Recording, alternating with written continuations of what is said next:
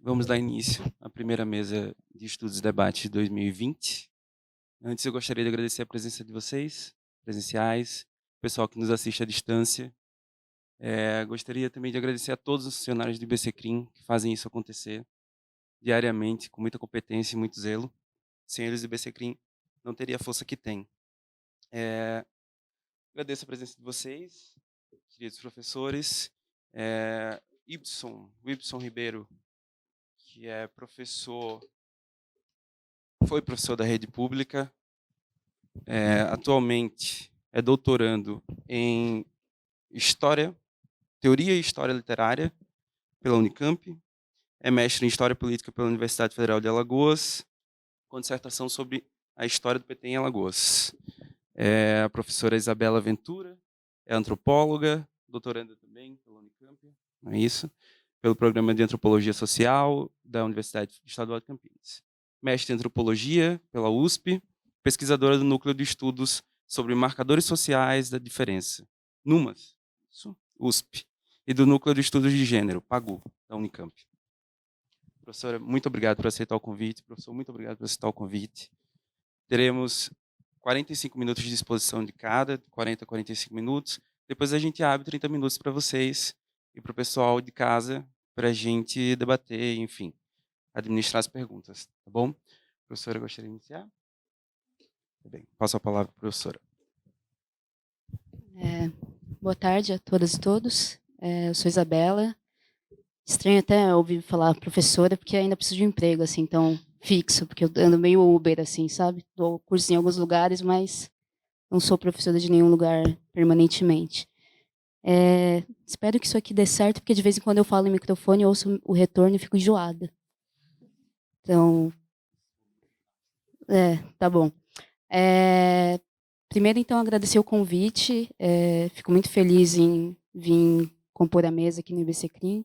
É bacana também, porque eu lembro quando eu estava na graduação, eu ia nas mesas do IBCCRIM, achava muito massa, então, tá do outro lado falando é bem bacana.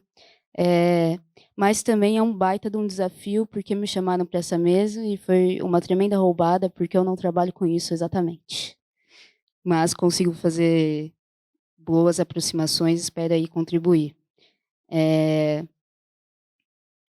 O Manuel disse, eu sou antropóloga, trabalho principalmente com fazendo pesquisa, dando alguns cursos, fazendo algumas capacitações com essa temática de masculinidades, né? E o meu percurso é um pouco, acho que me traz aqui, né? Eu comecei na graduação em Ciências Sociais trabalhando com violência contra a mulher. E nesse contexto eu via muitas pesquisas focando as vítimas e a rede de atendimento, mas eu não via quase nada de pesquisas se perguntando quem eram os homens que cometiam as violências. E foi um pouco nessa lacuna que eu passei a pesquisar masculinidades e me perguntar quem eram os caras que cometiam os crimes e como eles explicavam os crimes, porque me parecia interessante para entender a complexidade da violência, também saber de onde ela partia em termos do que esse sujeito estava pensando também sobre motivações, o que fazia a violência irromper naquele local e também que ideais de masculinidade estavam em jogo quando as violências apareciam, né? E não só de masculinidade, mas de feminilidade também. Às vezes as violências ocorriam quando havia um choque, um colapso entre o que o cara via como feminilidade ideal e o que a mulher performava, né? Ou em termos de modelos de conjugalidade, modelos de relacionamento, a mulher não aceitando certos contratos, enfim. E aí eu fui fazer essa pesquisa que foi acompanhar grupos de homens em uma ONG aqui em São Paulo chamada Coletivo Feminista Sexualidade e Saúde, que trabalha com homens denunciados por crimes da Lei Maria da Penha, numa parceria com a Vara Central de Violência contra a Mulher aqui da capital, que encaminha homens Eh, é um trabalho facultativo, na verdade, os homens não são obrigados a participar, eles topam ou não, então já tem um diferencial aí, digamos. Não que eles cheguem super felizes, mas eles vão por, livre, espontânea vontade, digamos. Mentira. Bom, meio verdade. E aí esses caras participam dessas reuniões semanais durante 4 meses, 16 semanas, em roda de conversa, eh, eu fiquei até com na cabeça moderadas, não são moderadas igual na internet, né, facilitadas por psicólogos, 2 psicólogos, outros profissionais também de outras áreas, mas principalmente psicólogos, em que eles vão discutir temáticas relacionadas a masculinidades, modelos de masculinidade, violência contra as mulheres, mas não só, também contra outros homens, violência contra si mesmo, pensando em estatística de suicídio, saúde mental, etc. E aí a perspectiva e a gente vê que isso acontece bastante, que esses homens saiam com um repertório mais amplo em termos de masculinidade, de como estar no mundo, de como resolver conflito, etc, etc. Mas é um trabalho muito situado, porque é um serviço em São Paulo, tem outro no ABC e tem menos de 30 no Brasil desse tipo, apesar da Lei Maria da Penha prever a existência deles, né? E trabalhando com esses caras, fiz uma pesquisa analisando narrativas desses homens, eu comecei a pensar, você depois vai me dizendo, eu comecei a pensar quem eram os outros caras que estavam puxando esse tipo de proposta de transformação de masculinidades, e aí eu mapeei uma série de organizações não governamentais e sujeitos acadêmicos, pesquisadores, trabalhando com masculinidades no Brasil, algo chamado Rede de Homens pela Equidade de Gênero, que atua desde o fim de 97, desde o fim dos anos 90, começo dos anos 2000, muito num diálogo muito próximo com acadêmicas feministas. Então, é num diálogo com pesquisadoras que estão pensando gênero, estão pensando feminismo na academia, que esses caras vão ser de alguma forma provocados a também se voltar para essas temáticas e pensar a masculinidade também como um problema a ser nomeado, né, a ser problematizado e tudo mais. E aí eu fui fazer um doutorado, estou no processo de conclusão, digamos, algum dia sai, um doutorado sobre a possibilidade de homens feministas, ou pró-feministas, ou aliados do feminismo, o que fazem, o que comem, onde vivem e tudo mais. E pensando nisso, esses caras se aproximam do feminismo, começam a propor essas coisas que vão numa contramão do que está sendo feito por aí, e é muito situado. O que eles fazem? Por que eles fazem? Quais são as motivações? O que pegou neles do discurso do feminismo que estão um pouco pensando isso, e pensando, feminismo é o quê? É sobre o quê? É sobre mulher? É sobre gênero? É sobre igualdade? É sobre equidade? É sobre diferença? E aí um pouco a minha perspectiva, então, é mapear esses sentidos e as tensões, porque você fala homem feminista, você já cresce o olho, assim, né? Hã? Quê? E aí, sempre que eu falava da minha pesquisa por aí, todo mundo falava, internet, né, Facebook e tal, os caras lá, os feministas, e vinha falar das tretas da internet. Eu queria fugir, eu falei, não, pesquiso rede, pesquiso ONG, pesquiso instituição, não pesquiso isso chorume, não vou fazer pesquisa na internet. E me afastei de qualquer modo, falando, eu não vou olhar para isso, porque eu não quero ficar vendo treta de Facebook, que não tem fim, eu não vou ficar aí. Mas acabava caindo nessas discussões, alguém me marcava em algum lugar, né? Alguém me chamava em algum lugar e começava a falar disso e eu acabava caindo nisso. YouTube, Twitter, sou uma twitteira amadora, então eu acabava acompanhando as discussões na informalidade. E, e aí, ano passado, aconteceu o massacre de Suzano, e aí me chamaram para uma mesa para falar também sobre isso. E aí eu falei do que eu poderia colaborar mais, né, que seria a discussão sobre violência, sobre masculinidade e tudo mais, mas não fui muito atrás de entender direito os fóruns, o 4chan, o 8chan e enfim, sabia mais ou menos o que tinha acontecido, os meninos tinham trocado informações, tinham tido contato com uma série de discursos bem violentos, de ódio, que são característicos desses fóruns, mas não quis novamente nadar no chorume e querer morrer lendo as coisas que estão lá, né? Então, Falei, não, vou falar de masculinidades, mas puxaram muito, queriam entender isso. Como é que é a internet, etc, etc. E aí, quando me chamaram para essa mesa, eu falei, vou ter que nadar aqui.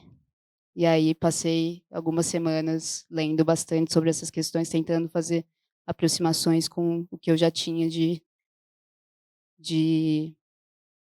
de acúmulo aqui, né? Mas quero deixar claro que não sou uma especialista. Então, se houverem especialistas aí, contribuam com o debate. Estou aqui só para dialogar mesmo.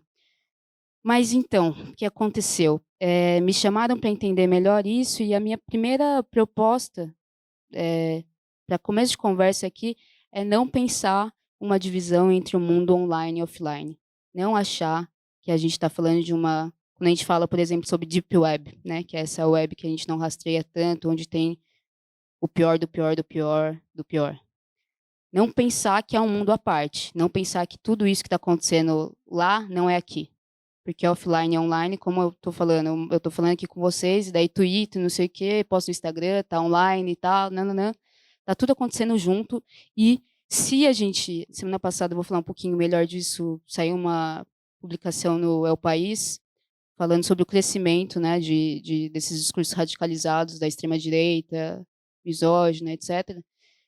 Se isso acontece hoje, não é porque tem só uma coisa. A internet é uma ferramenta que tem uma especificidade, mas isso também é um reflexo de uma coisa que a gente está vivendo aqui no offline. Se é que tem offline ainda, né? Se a gente for, a gente está no Black Mirror aqui, não tem offline, na verdade. Vocês já tomaram a pílula do Matrix, vocês sabem que a gente está todo mundo online. Inclusive, isso tem ligação com a discussão sobre masculinidade, a pílula da Matrix. Mas, então, esse é o meu ponto de partida. Pensar que o radicalismo, por exemplo, tiroteios em massa, e esses meninos que pegam essas informações online e vão lá e atiram em todo mundo. Havia tiroteio em massa antes da web. Havia bastante. E aí tinha um ponto em comum, eram homens também. Esse é o comum dos tiroteios em massa, são sempre homens. Depois da internet, o que eu percebo é que você tem menos controle sobre as informações que estão online. E aí a gente tem que abrir uma discussão sobre controle, porque o controle pode vir para o bem, mas pode vir para o mal também. E você tem uma rapidez maior de difusão das informações. Então, muita gente acessando e muita gente sendo afetada por isso. Vou pegar aqui que eu fiz uma cola para não me perder. Um minutinho. Então, pensar um pouco isso.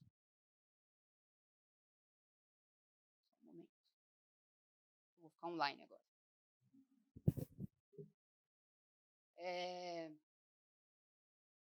E aí, nessa coisa de não pensar um online e um offline, desculpa, perdão. Eu, por exemplo, semanas atrás eu tive uma experiência muito passageira para complementar minha renda como professora de ensino fundamental e médio. E aí, eu dando aula e a molecada toda com celular online, jogando jogo, postando, etc, etc. Então, isso faz muito parte do cotidiano dos jovens. E não só dos jovens, né? Dos mais velhos também, hoje em dia. E eles não desconectavam, assim. Era todo momento, e falando de 1000 jogos e 1000 coisas, e eu fiquei pensando, né? Isso faz muito parte do mundo deles.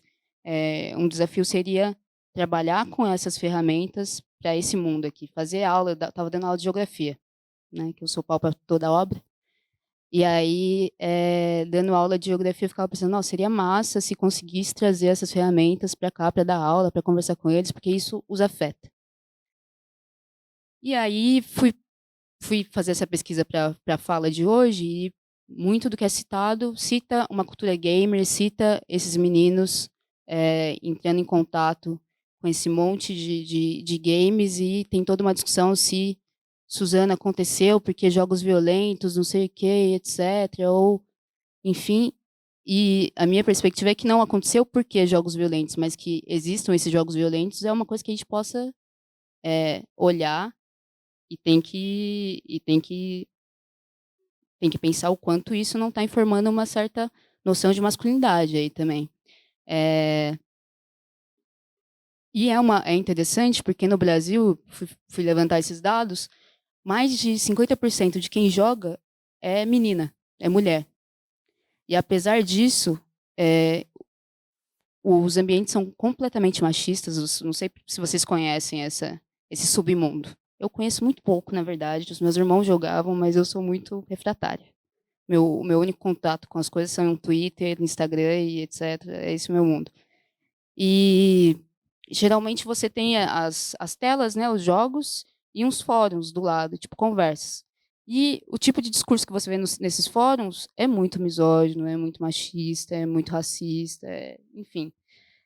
E muitas vezes as meninas que jogam, que são essa mais que a metade, às vezes elas se, como se diz, escondem a identidade. Não diz que são meninas, mulheres, para não sofrerem represália machista, sendo boicotadas no jogo ou sofrendo com ofensas e tudo mais. E, e acho que um reflexo também dessa cultura gamer bem machista é que, apesar de serem muitas mulheres jogando, são muito poucas criando conteúdo. Então, são menos de 10% de mulheres criando games. Então, você vai ter jogos, e aí é importante, não é porque o jogo existe que foram lá porque eu acho que o jogo novamente, como se chama isso? Mas é retroalimentação, assim, o jogo é violento porque as pessoas, e daí, enfim, não tem quem é tipo, o ovo ou a galinha, assim. São pessoas que fazem os jogos, né? E essas pessoas geralmente são homens. E daí são menos de 10% de mulheres fazendo jogos. E aí a gente sempre fala disso em todos os campos. Se a gente tem juristas que são mulheres, outras questões aparecem. Se a gente tem antropólogos que são mulheres, a gente vai pesquisar outras coisas. Não necessariamente, não automaticamente. A gente pode ter homens fazendo, inclusive, depois vou citar uma pesquisa muito interessante. Talvez não dê tempo de fazer tudo que eu pretendo fazer aqui, na verdade. Mas o fato de serem homens tem um impacto. Por exemplo, uma entidade que levantou uma pesquisa sobre o mundo dos games mostrou que eram menos de 10% de mulheres fazendo isso, e entre os formatos de jogos, você tinha jogo que, para passar de fase, o jogador precisava estuprar uma mulher. Isso é o mais radical, né? Tem coisas mais sutis, tem coisas mais leves. Mas entender que esse tipo de coisa faz parte do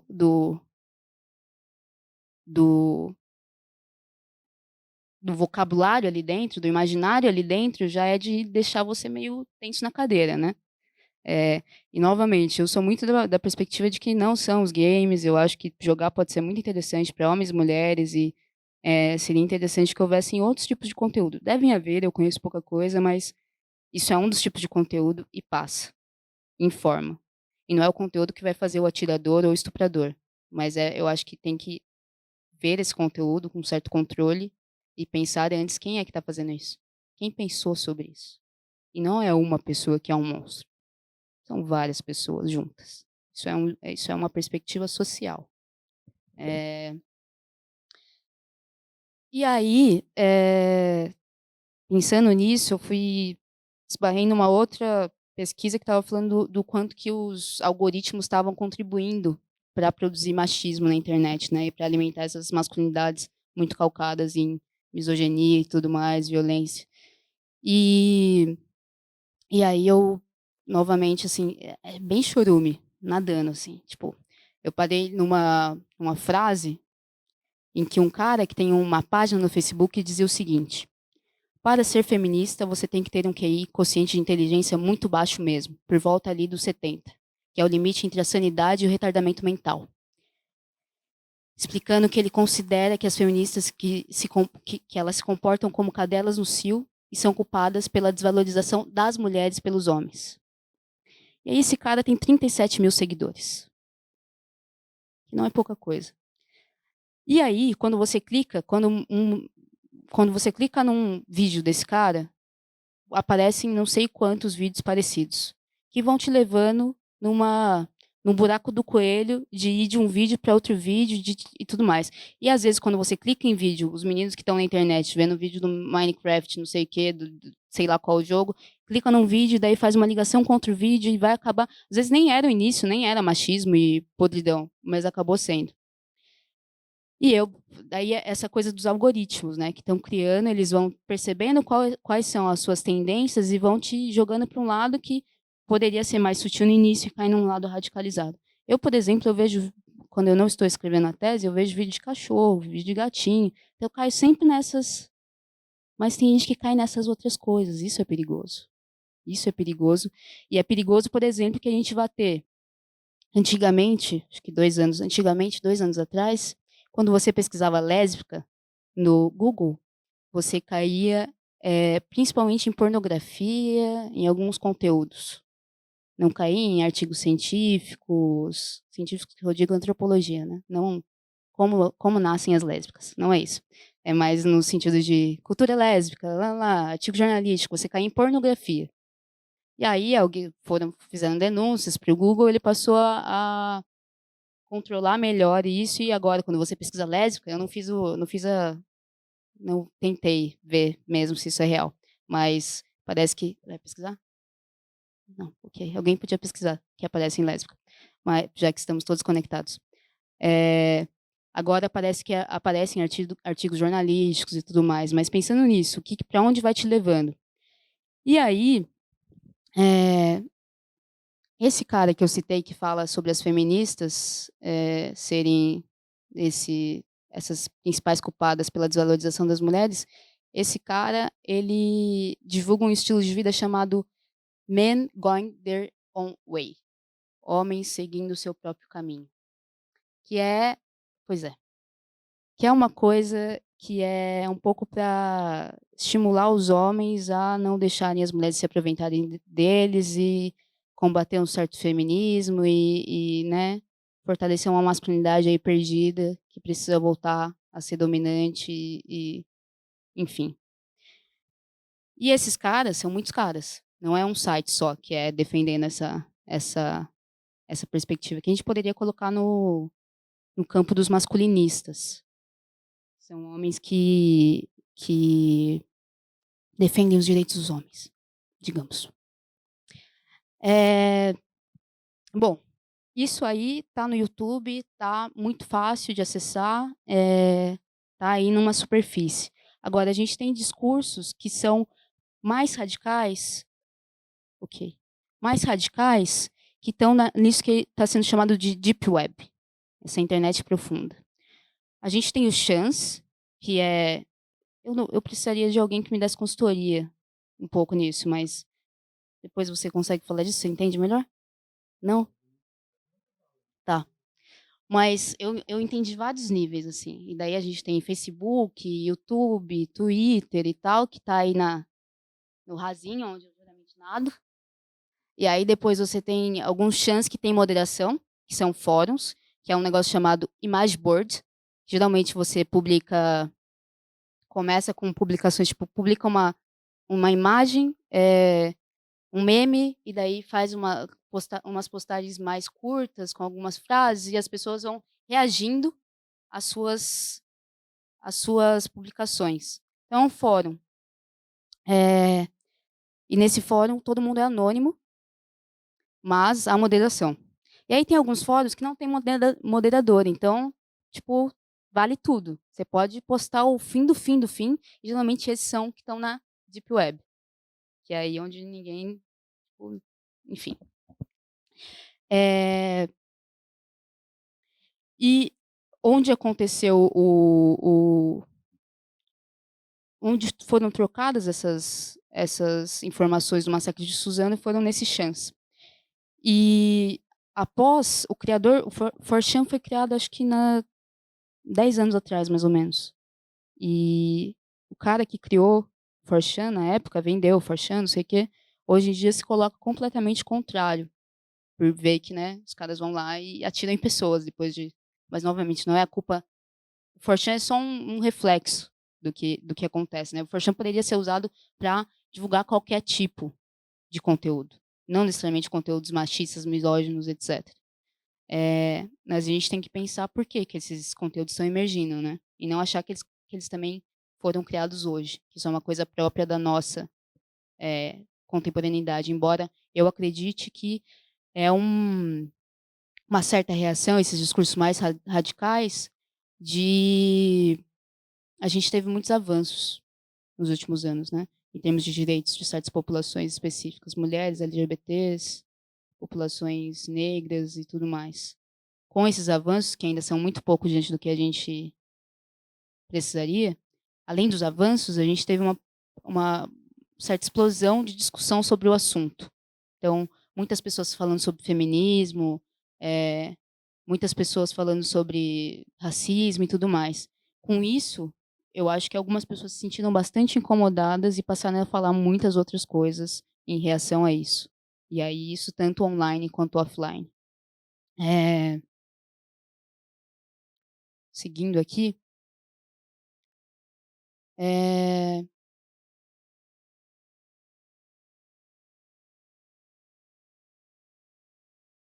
um momentinho, gente. Estava procurando um dado de uma ONG chamada Safer Web. Vocês conhecem ela? É uma ONG.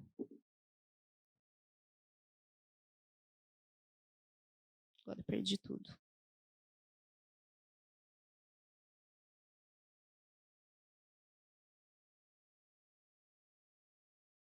Fiz 21 slides de anotações. Tá. SaferNet. Essa ONG dizia que no dia seguinte ao primeiro turno, houve 5.163 denúncias de discurso de ódio nas redes sociais. São 36 vezes mais do que no dia anterior. Então, é nesse sentido que eu quero pensar com vocês que não há um offline e um online. Essa masculinidades na era da conectividade, eu acho que a conectividade tem um impacto grande sobre o que pode acontecer, né? O tamanho da coisa, mas ela não está só localizada ali. É um reflexo do que está acontecendo fora. E acho que cada vez mais. Acho que o que me dá mais medo é que do lado de fora parece que demitiram todos os moderadores. Então, menos do que na Deep Web, aqui os nossos moderadores também não estão funcionando, né? Porque o próprio presidente fala coisas que o moderador deve expulsar ele. E aí, para ir um pouquinho para frente, semana passada saiu uma publicação no El País falando sobre a ascensão dos ninhos de machismo na internet. Algo chamado, um pesquisador que chama, um pesquisador brasileiro chamado Manuel Horta Ribeiro, que é da Escola Politécnica Federal de Lausanne. Achei interessantíssimo porque é um homem, vejam só, na engenharia da computação, não é um esquerdomacho, não é um feminista, não, pode ser feminista também, né? Enfim, mas é um cara que está ali naquele ambiente que é bastante machista e bastante técnico, digamos, né? Acho que engenharia da computação mesmo é nesse cenário, foi fazer uma pesquisa, um estudo para mapear o crescimento, a evolução e o perigo dessa chamada manosfera, essa internet masculina. E aí, ele fez nessa internet masculina, aparecia muito essa tendência que eu falei para vocês antes de homens que seguem o seu caminho, né? Desse men going their own way.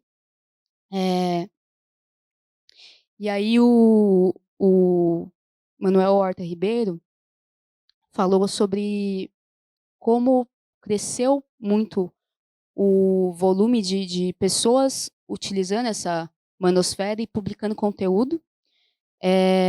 E ele analisou 40 milhões de postagens de quase 1,5 milhões de usuários e a sua evolução desde 2005. Então, fala de um crescimento sobre isso, e ele separa as pessoas em 4 grupos. Um são os artistas do chaveco, é real. O outro grupo é os ativistas dos direitos masculinos. O outro grupo é os homens que seguem seu próprio caminho. E o outro grupo é o dos incels, celibatários involuntários. Os 2 primeiros grupos são os pioneiros. Os artistas do chaveco, pelo que eu entendi, tem a ver com algo que outra pesquisadora, a irmã do Zuckerberg, o criador do Facebook, chama Donna Zuckerberg, escreveu um livro, uns 2 anos atrás falando sobre isso.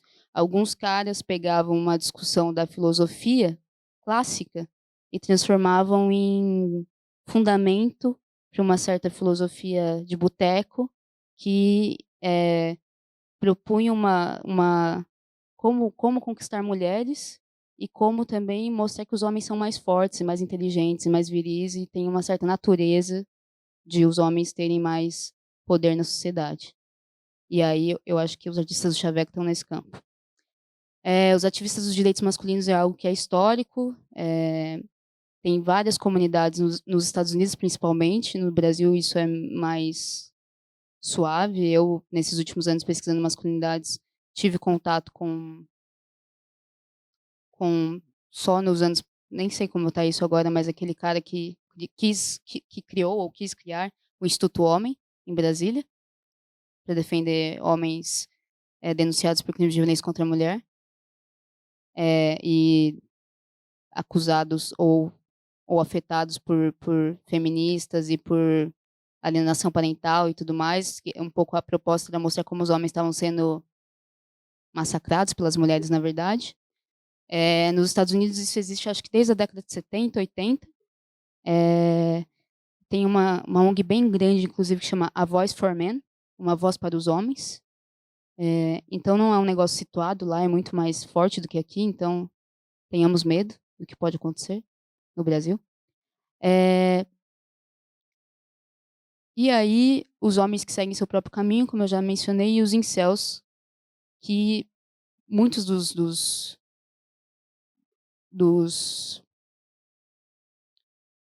pesquisadores têm ligado os incels a um certo ressentimento grande com as mulheres feministas. São pessoas que geralmente têm alguns problemas, meninos e homens jovens que têm problemas de sociabilidade, que têm problemas em se relacionar com as mulheres e criam um sentimento muito grande de ressentimento e começam a publicar muito conteúdo, e alguns desses conteúdos vão informar homens que radicalizam e promovem tiroteios e tudo mais, e depois deixam cartas falando: eu odeio as feministas, elas acabaram com a minha vida, e elas não quiseram ficar comigo, e eu sou ótimo, e etc. Então, são pessoas que estão propagando discurso de ódio na internet, mas também estão informando um certo radicalismo no cotidiano, nessas situações de tiroteios, né? Uma dessas comunidades que o Horta pesquisou, o meme mais votado da última semana nessa comunidade dizia: pergunte a uma mulher o que é um homem e observe como ela descreve um escravo. O primeiro comentário dessa postagem começa assim: posso entender as mulheres que pretendem saber o que é um bom homem. Claro, é um sujeito de quem podem se aproveitar. Mas o que as leva a crer que podem definir o que é um homem de verdade? Se você tem vagina, não tem ideia do que é um homem. Os homens, por outro lado, sabem exatamente o que é uma mulher de verdade. Só tem que recordar como eles eram aos 12 anos. As mulheres não amadurecem moralmente depois da puberdade. Então isso é uma coisa que está online, e tá online para todo mundo, e isso está informando subjetividade, né? Quando está sendo. E não é uma coisa, são várias. Tem várias publicações do mesmo tipo sendo alimentando diversas pessoas que vão propagar isso e vão clicar e outra pessoa clica e aí aparece para outra pessoa, etc, etc. E isso vai sem fim. E aí não tem novamente, um online e um offline. Você vai ver essa pessoa falando nisso e uma criança de 12 anos, um adolescente de 12 anos lendo isso e depois falando nisso na mesa de refeição. E falando de feminazi, falando certos usos que ela viu primeiro na internet e que depois começou a usar na sua na sua na sua nas suas relações cotidianas. E aí nessa publicação do El País, tem uma pesquisadora que me parece muito interessante, que é a Mary Lilly, que é uma pesquisadora canadense, independente, que fala um pouco que essa ideologia da internet masculina, que ela compartilha traços com outros extremismos de direita. Então, para a gente não pensar também só em termos de machismo e misoginia, mas vê que outras coisas caminham juntas com esses discursos. Eh, Ela diz que no fundo é uma queixa cultural, um ressentimento que o nosso modo moderno de ser homem e mulher, com um ressentimento em relação a isso, né. Ela acredita que esses homens acreditam que a civilização ocidental está desmoronando devido às forças progressistas, especialmente feministas. E eles também veneram um passado mítico com sua ordem moral e o desejo de voltar a hierarquias tradicionais de poder, e usam um discurso racista ou supremacista branco. Então, o que eu noto, e que é online, mas também é muito offline, porque pesquisando o que eu pesquiso, pesquisando violência contra a mulher, pesquisando crescimento do machismo, pesquisando homens feministas, mas também olhando para homens antifeministas, eu vejo esse discurso com muita força sobre um ressentimento, sobre um dia em que a sociedade era melhor, era mais equilibrada, onde você tinha família tradicional, onde os homens tinham papéis de homens e as mulheres tinham papel de mulher, onde as pessoas brancas estavam por cima, onde as pessoas heterossexuais estavam por cima e onde as coisas funcionavam de uma maneira melhor. Então é um passado que a gente devia buscar e resgatar. Muito desse discurso aparece tanto online quanto offline. E nunca, ou muitas vezes, aparece junto de outras formas de violência que não são só misóginas, mas são racistas, são xenofóbicas, são LGBTfóbicas, são transfóbicas. Então, elas caminham muitas vezes juntas. E isso se soma a uma outra pesquisa que foi feita em 2018, que dizia que o discurso de ódio na internet é muito voltado também para as mulheres negras. Então, um pesquisador fez um levantamento, fez uma tese de doutorado em sociologia na Universidade de Hopton, na Inglaterra, e chegou a essa conclusão de que 65% dos usuários que disseminam intolerância racial são homens na faixa de 20 a 25 anos. Então, a gente tem um perpetrador que geralmente é um homem jovem, e que 81% das vítimas do discurso depreciativo nas redes sociais são mulheres negras entre 20 e 35 anos. Hoje em dia a gente sabe, essa, como chama? Essa amostra que ele pegou é uma amostra específica. A gente sabe que mulheres brancas também sofrem com muita misoginia online, né? Mas eu achei interessante que ele aponta que essas mulheres, são mulheres negras, sofrem violência online muitas vezes quando assumem outros espaços de poder. Então, as principais vítimas são mulheres que ascenderam de alguma forma e têm uma certa visibilidade e maior qualificação. Então, são geralmente mulheres que estão em trabalhos qualificados e que vão, dessa forma, incomodar os homens. Tem uma certa perspectiva que também vai aparecer na fala de uma outra pesquisadora brasileira, Beatriz Acioli Lins, que acabou de defender um doutorado na antropologia social na USP, que trabalha com crimes de violência contra a mulher, principalmente online. Então, ela trabalha com não só isso que a gente está discutindo agora, mas também pornô de vingança, que as chamadas gravações ou fotos que namorados, ex-namorados usam para se vingar de ex-namoradas e colocam conteúdo delas, né, sem roupa online. Qual era o outro termo? Bom, não vou me lembrar agora. Mas a Beatriz também fala que muitas vezes nos discursos desses homens aparece essa tendência a pensar o avanço dos direitos de alguns como uma coisa que torna os meus direitos reduzidos. Então, muitos homens se sentindo enfraquecidos por alguns sujeitos terem direitos ou estarem atrás de conseguirem os seus direitos. E isso é realmente um clássico, né? Se a gente for pensar a própria Lei Maria da Penha, eu que trabalho até hoje com esses homens denunciados, muitas vezes eles chegam nos grupos falando: mas por que que não tem uma lei do homem? Por que que não tem uma lei João da Lapa? Tentando igualar as coisas, né? Porque sente que o direito da mulher, a mulher conseguir uma lei própria para ela, diminui o seu direito enquanto sujeito. E aí é difícil, o desafio é mostrar para eles qual que é a historicidade dessa lei, por que que ela passa a existir e como você não pode equalizar as coisas, mas mostrar também que se ele sofreu uma violência de uma mulher, ele pode procurar uma delegacia e colocar uma lei de lesão corporal leve, ou lesão corporal leve ou não leve, enfim. Pensando que, eh, geralmente quando eu tô menos pedagógica, eu falo: vocês têm um código penal todo para vocês. Não precisa de uma lei só para vocês, já tem um código penal". E aí eles não, geralmente eu sou mais pedagógica, gente. Tento falo da história da lei e tudo mais, mas às vezes falo: "Não, você pega ali, o problema tá em você acionar essa lei e um policial não rir de você. Ou o problema tá em você acionar essa lei e falar: 'Ah, minha mulher me bateu', e você conseguir falar isso". Porque a gente vive num mundo machista. E o problema tá também em se judicializar funciona em alguma coisa para resolver o seu problema. Então, é uma construção que tem que ser feita aí, eh, pensando tudo isso.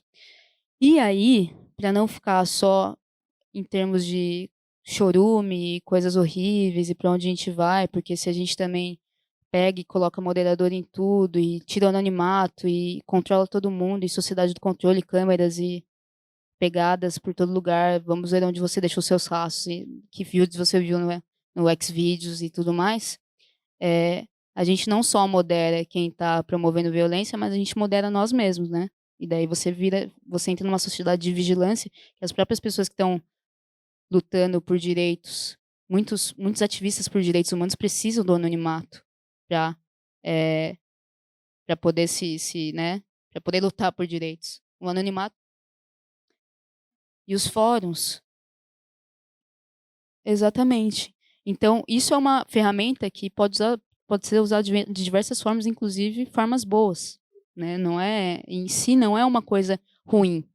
Eh, e aí eu queria também apontar para vocês que, apesar de tudo isso, eh as buscas pelo termo machismo no Brasil cresceram 263% nos últimos anos.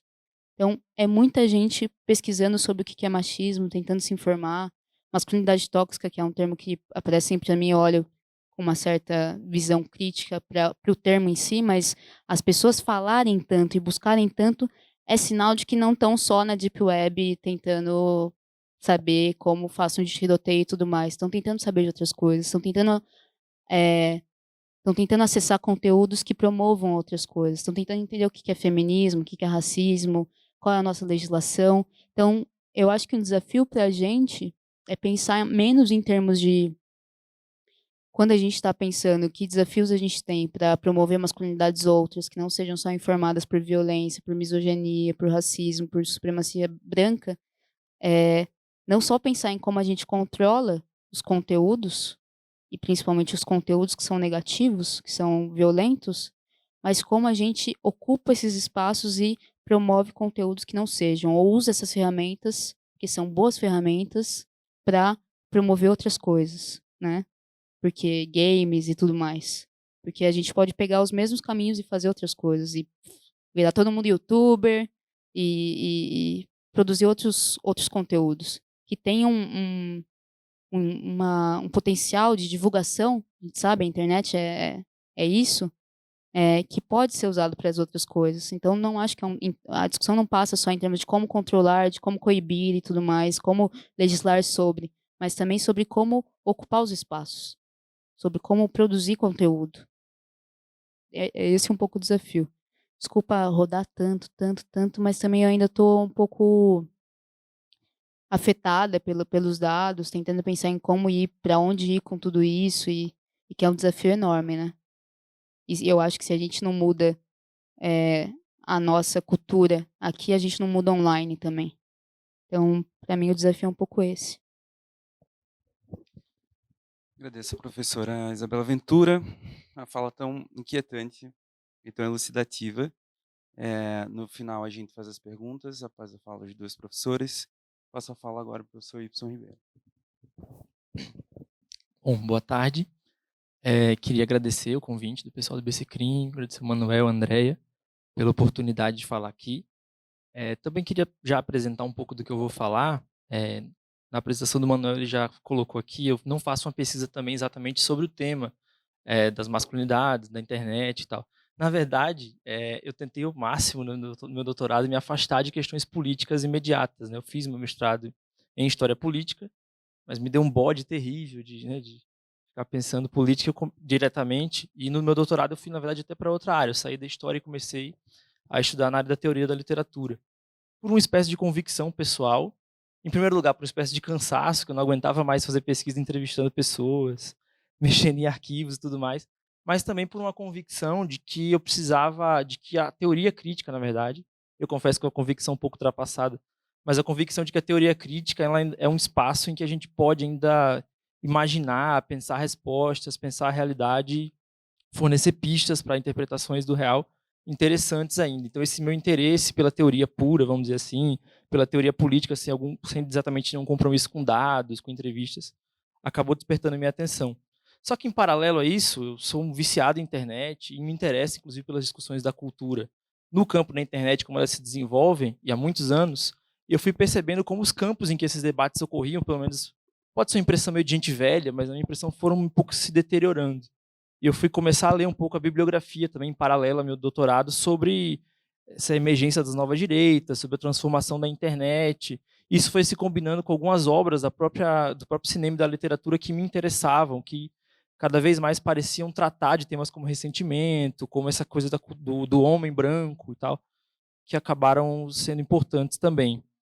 Então, minha apresentação aqui, o que ela é, na verdade? É a apresentação de uma pessoa que pensa a partir da teoria da literatura, a teoria da cultura, a teoria crítica, alguns temas e algumas figuras que parecem interessantes. E é mais, então, uma disposição de alguns tópicos que eu acho interessantes para debate e também a exposição de algumas leituras que eu venho fazendo, talvez um pouco desordenadas, talvez um pouco caóticas, mas para a gente dar início ao debate. Alguns autores que eu acho que abordam algumas figuras que aparecem no nosso debate, mas que, enfim, aparecem às vezes de forma diluída também. Elas fazem parte do cenário, mas o que elas são?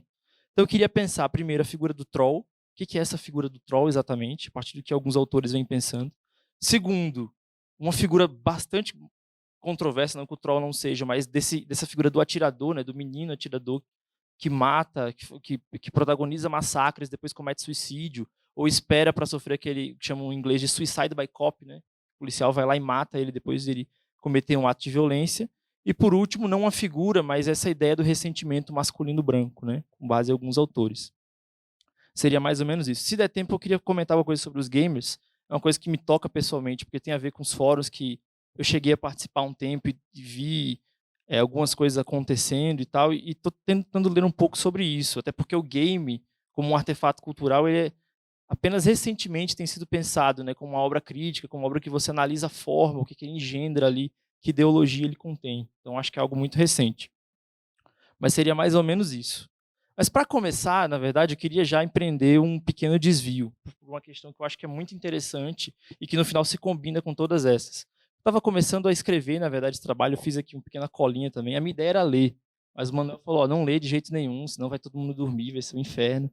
E aí eu vou pedir desculpas porque eu tenho uma tendência a transformar todo espaço que eu ocupo em uma espécie de boteco, assim, de mesa de bar, fazer uma coisa meio informal. Então, para tentar manter um pouco a formalidade, eu vou seguir um pouco aqui esse roteiro que eu fiz para discutir com vocês. E por que eu pensei a conspiração? Como eu disse, era uma coisa que me inquietava, eu acho que é um pouco um tipo de discurso, um tipo de narrativa que ocupou a internet de forma geral, e não só a internet, mas essa ideia que a Isabela trouxe de que o online e o offline se confundem, não há mais distinção.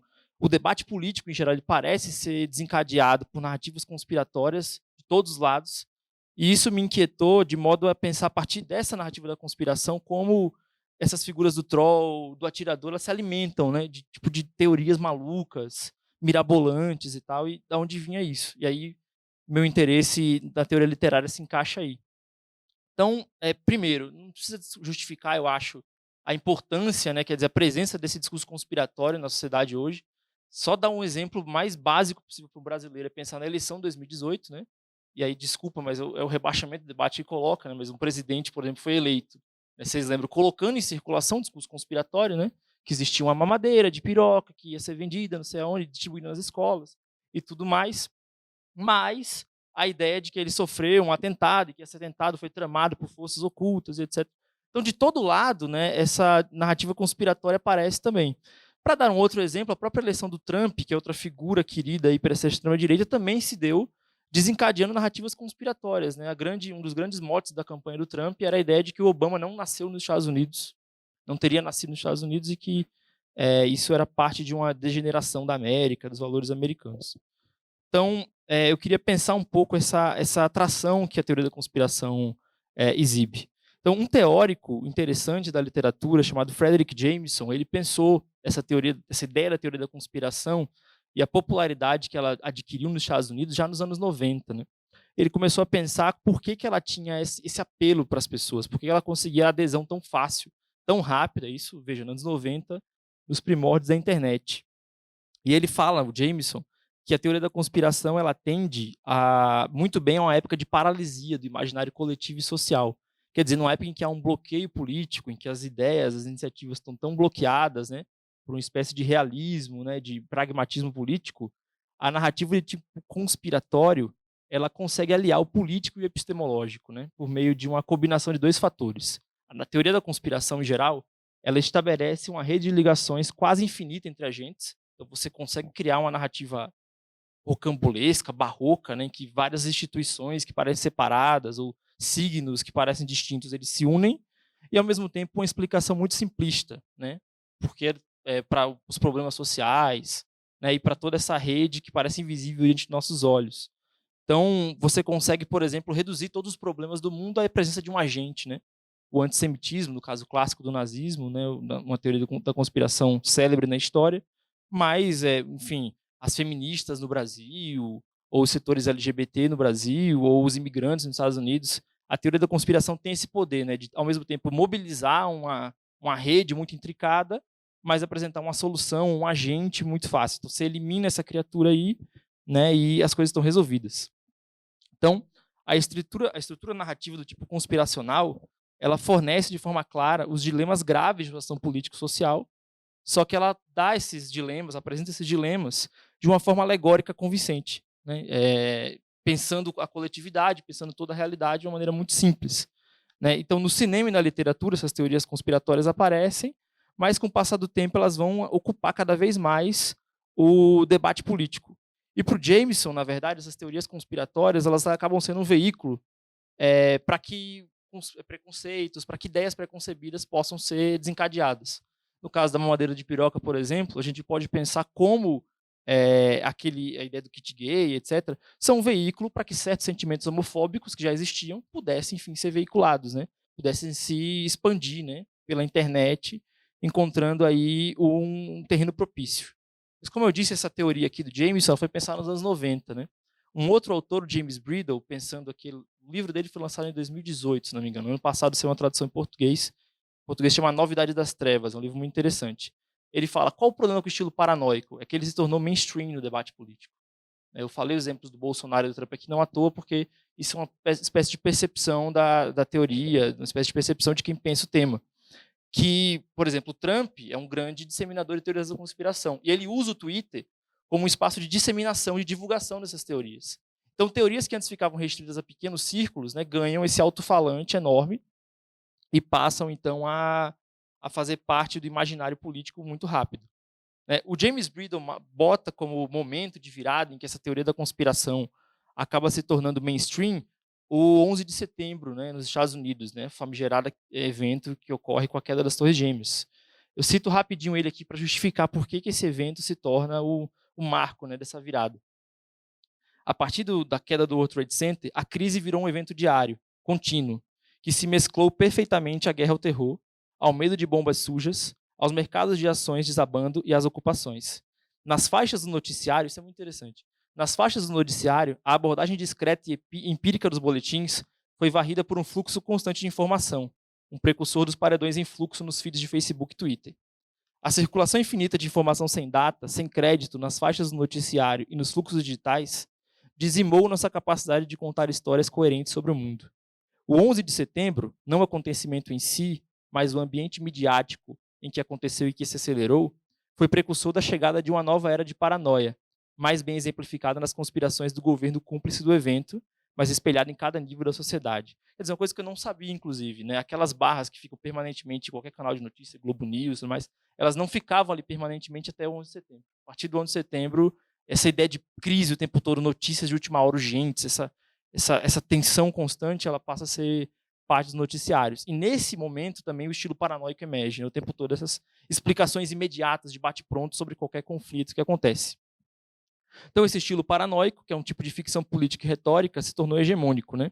E aí o que acontece de diferente também na nossa época? No século XIX existiam narrativas paranoicas, só que essas narrativas eram isoladas em torno de um indivíduo ou outro, né? Quer dizer, na psicanálise, por exemplo, você tem uma série de leituras, né, de sujeitos que elaboram narrativas paranoicas, mas que não disseminavam, ficavam isolados ali.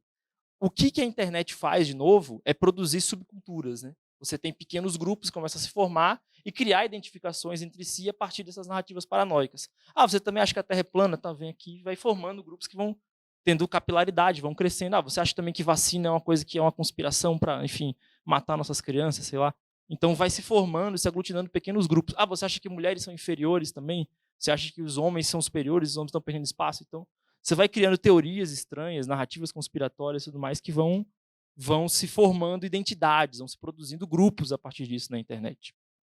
E há também nisso, o James Bridle fala em uma radicalização algorítmica. Isso é um tema um pouco mais polêmico, né? Tem um debate, por exemplo, nas próprias ciências sociais acontecendo, algumas pesquisas de um grupo, agora não recordo o nome do FMG, mas alguns grupos também na Europa, que questionam, isso era uma teoria, né, de que o algoritmo do YouTube favorecia discursos mais radicais, né? Eu tendo a achar que sim, pela simples navegação. Mas há uma série de pesquisas sendo feitas questionando se isso é verdade ou não. Mas o James Bridle fala numa radicalização algorítmica, quer dizer, que os discursos mais radicais, por alguma explicação, algum motivo que a gente precisa saber ainda, talvez do próprio meio, das próprias redes sociais e plataformas, eles acabam se expandindo muito fácil, né? Você começa a navegar procurando, sei lá, filosofia, Kant, Spinoza, e acaba vendo o vídeo do Olavo de Carvalho, assim, a coisa vai ganhando proporções esdrúxulas. Então, essas narrativas barrocas e complexas da conspiração vão ganhando terreno nesses espaços, né? Uma última observação sobre a teoria da conspiração, até passar para o Troll, é uma explicação muito interessante fornecida por um outro teórico, que é o Morozov. Também teve um livro publicado no Brasil recentemente chamado Big Tech. O que ele fala? Ele fala sobre a lógica das redes sociais favorecer a produção de teorias da conspiração e fake news. Por quê? Porque as redes sociais, em geral, elas trabalham com a ideia de cliques e anúncios, né? Então você se movimenta nas redes sociais para clicar nas coisas e para visualizar anúncios. Então, para o Facebook ou o Twitter, vamos dizer assim, ganhar, as plataformas em geral, para conseguir cliques, elas vão disseminando as notícias que dão mais cliques. Então, as fake news, as teorias da conspiração vão se disseminando nesse capitalismo digital como uma forma de, enfim, de aumentar a lucratividade das empresas que veiculam esse tipo de anúncio, né? Então, esse é um mercado aberto para narrativas mentirosas equivocadas, que até agora não recebeu grandes tipos de regulação, de controle, né? Então, esse é um ponto inicial que eu queria trazer sobre a teoria da conspiração, que eu acho que, de alguma forma, faz parte do caldo cultural de todo o resto. Falando sobre a figura do troll, especificamente, uma coisa interessante sobre a figura do troll. A gente conhece o troll por ser aquela pessoa ou aquele perfil na internet que faz piadas extremamente fora do limite, né, extremamente abusivas, ou que perturba as pessoas, né, de maneira geral, atacando celebridades ou não, fazendo as pessoas sofrerem ao máximo com uma violência aparentemente sem sentido. Uma definição interessante de troll que eu encontrei está num livro que também saiu ano passado, de um cara chamado Richard Seymour. Ele escreveu um livro chamado The Twittering Machine. É interessante também para pensar as dinâmicas das redes sociais. A definição que ele dá do troll eu achei muito interessante, porque o troll surgiu como uma figura marginal, como uma gíria para essas figuras de fóruns, subfóruns, mas na opinião desse autor, do Seymour, o troll também se tornou mainstream, assim como a teoria da conspiração. Ele se tornou uma figura muito presente na sociedade e na cultura. E o troll seria uma espécie de anti-celebridade. Essa seria um pouco a definição do troll. Um propagandista da miséria humana. Porque o troll está também em busca de cliques, em busca de likes, em busca de visibilidade, em busca de visualização, só que ele faz isso como se ele fosse uma espécie de latrina da rede social, uma espécie de esgoto, né? Ele é uma definição interessante que o Seymour dá, ele é um pouco aquela mensagem escrita no banheiro masculino, né? Entrou no banheiro masculino, sabe, tem todo tipo de porcaria escrito ali, tal, xingamento, obscenidade. É como se o troll fosse um pouco isso em movimento na internet, né? Essa cultura de trollagem. Há uma tipificação, existem os gender trolls, que são especializados em ofender mulheres, né?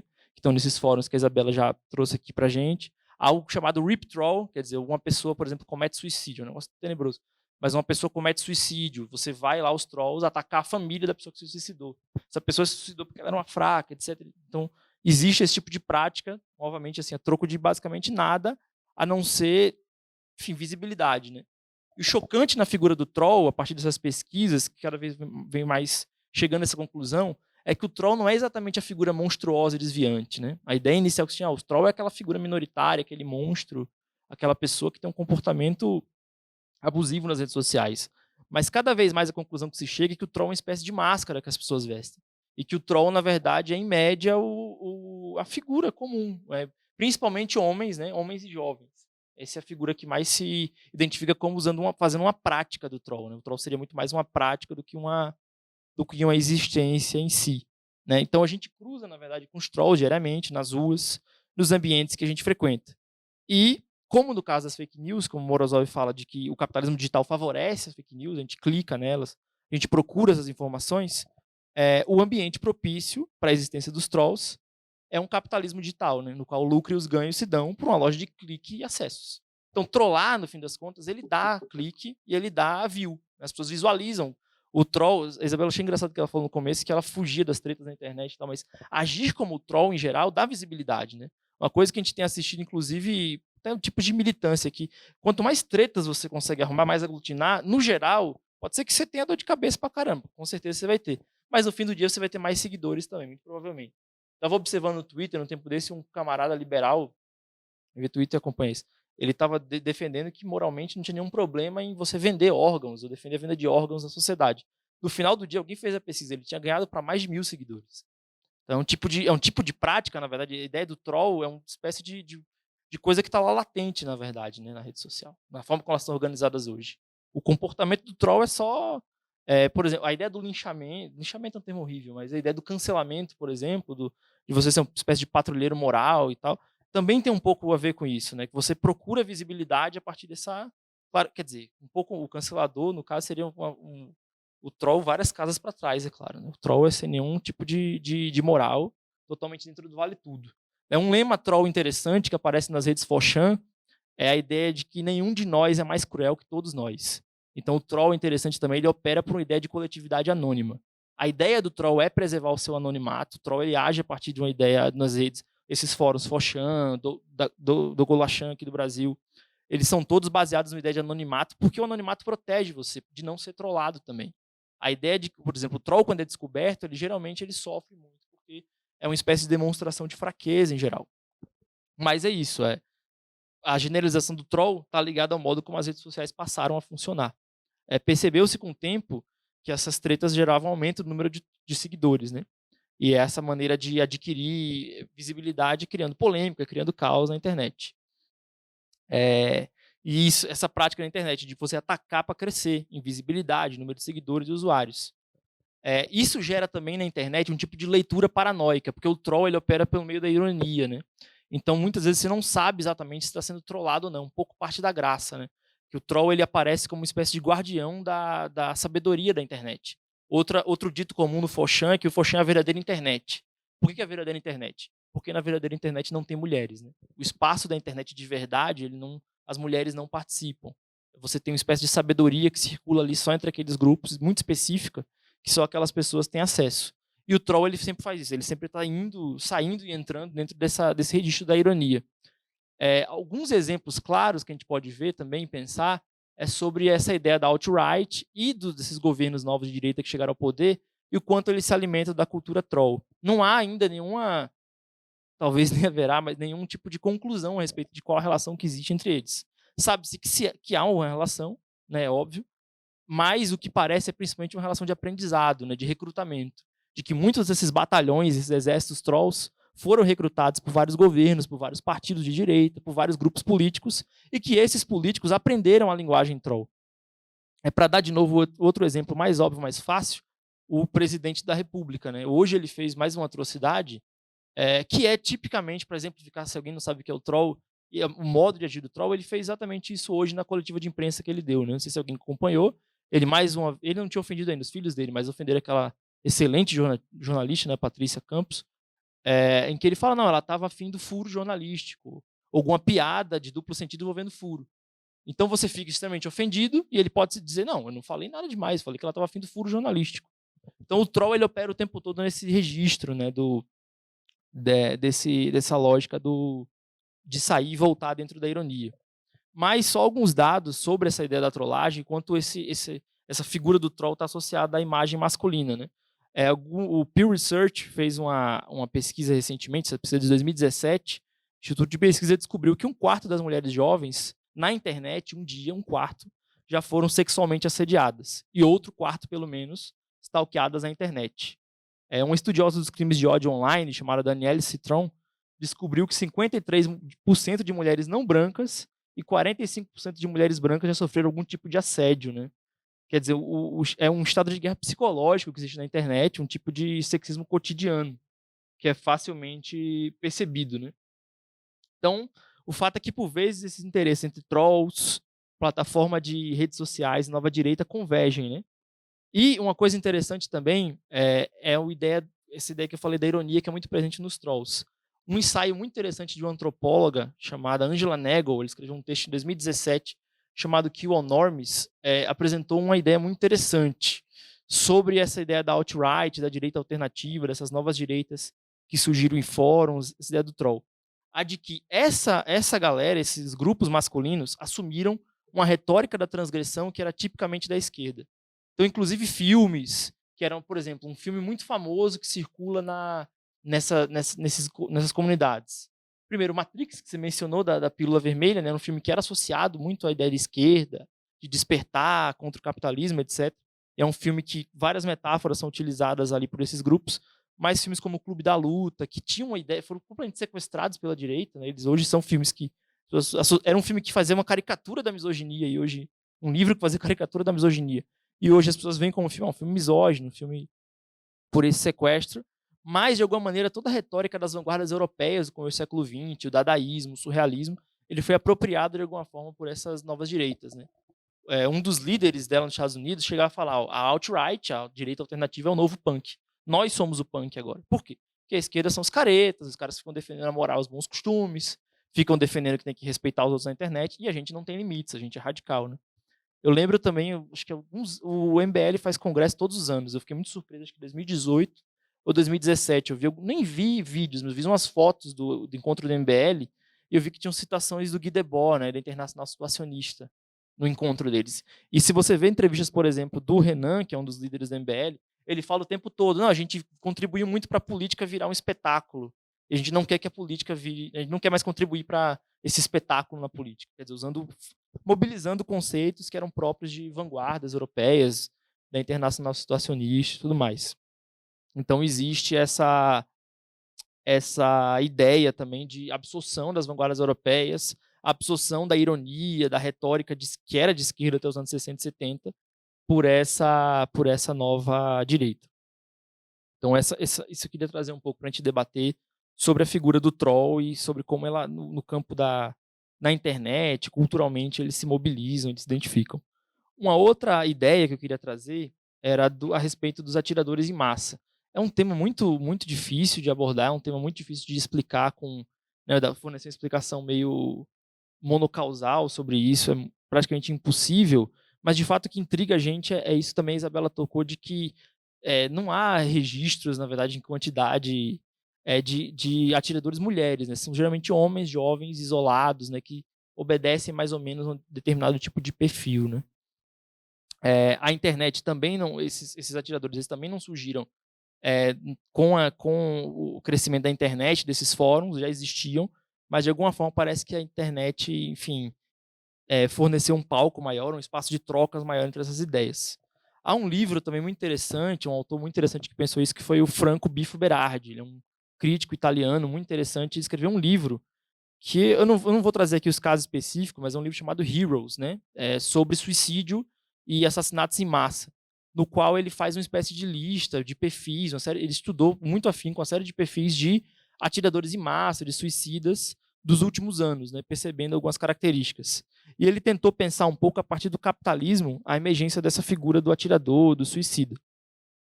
O que o Biff identifica no capitalismo contemporâneo, a partir do crescimento da internet e tudo mais, é uma espécie de mutação.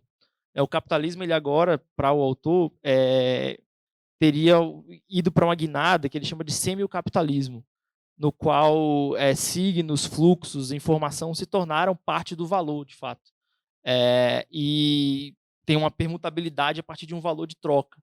Aquela velha distinção marxista que existiria, né, a partir da ideia de riqueza, de valor gerado a partir do trabalho, teria se perdido.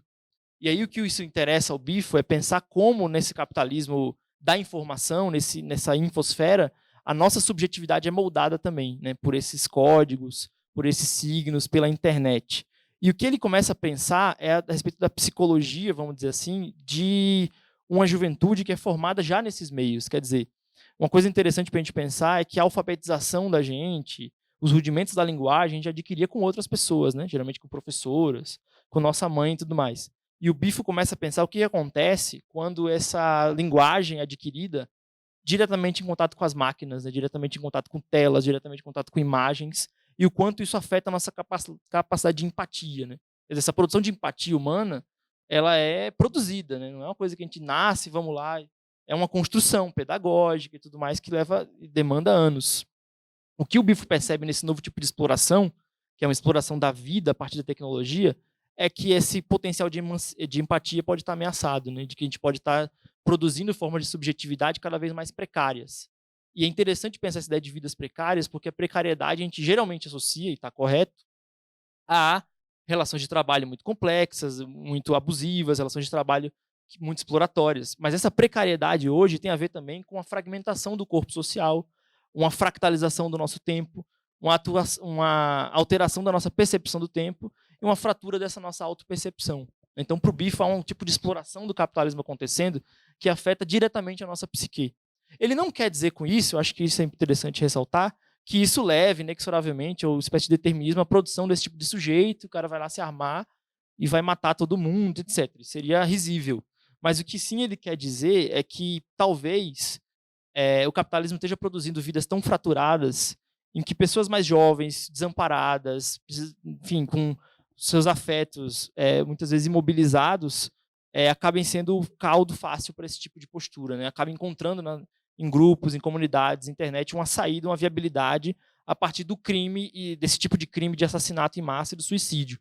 Por quê? Porque também há uma alteração nesse tipo de situação do capitalismo hoje. Pensando na ideia de espetáculo, o que a gente pode notar? Que cada vez mais esses atentados terroristas que sejam, esses assassinatos em massa ou esses suicídios públicos, eles são cada vez mais pensados como forma de espetáculo, né?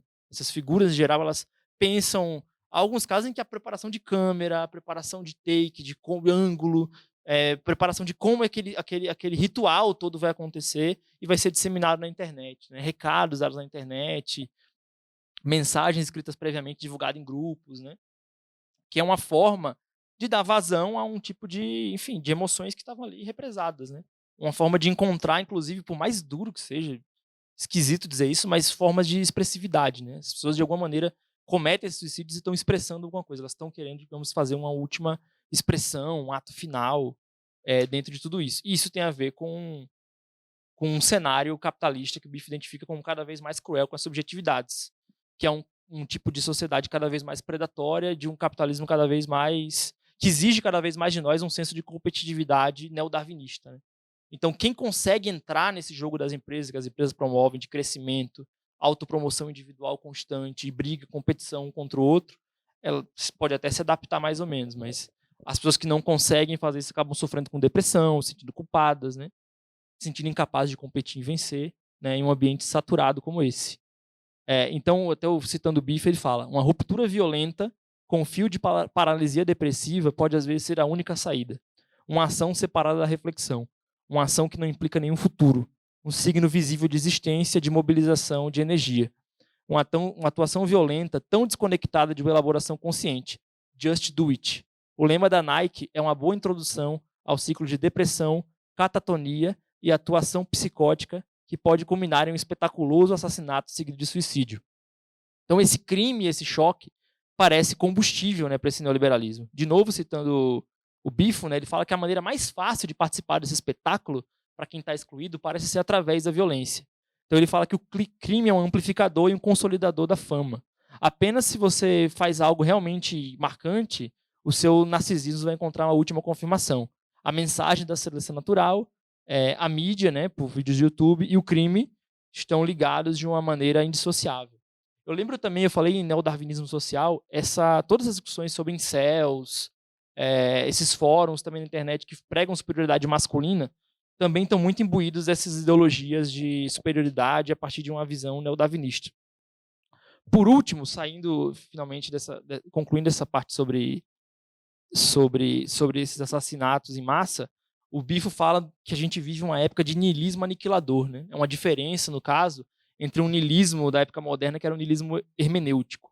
Nesse niilismo hermenêutico, a gente trabalhava, vamos dizer assim, com a ideia de desconstrução de todos os valores morais, de pensar a desconstrução desses valores. Mas o niilismo, na nossa época, ele trabalha para aniquilar qualquer tipo de valor comum e compartilhado. É como se os valores que, por exemplo, a sociedade liberal estabeleceu ao longo dos séculos, democracia, a ideia de um fórum público de debates, tudo isso é destruído por esse niilismo, né?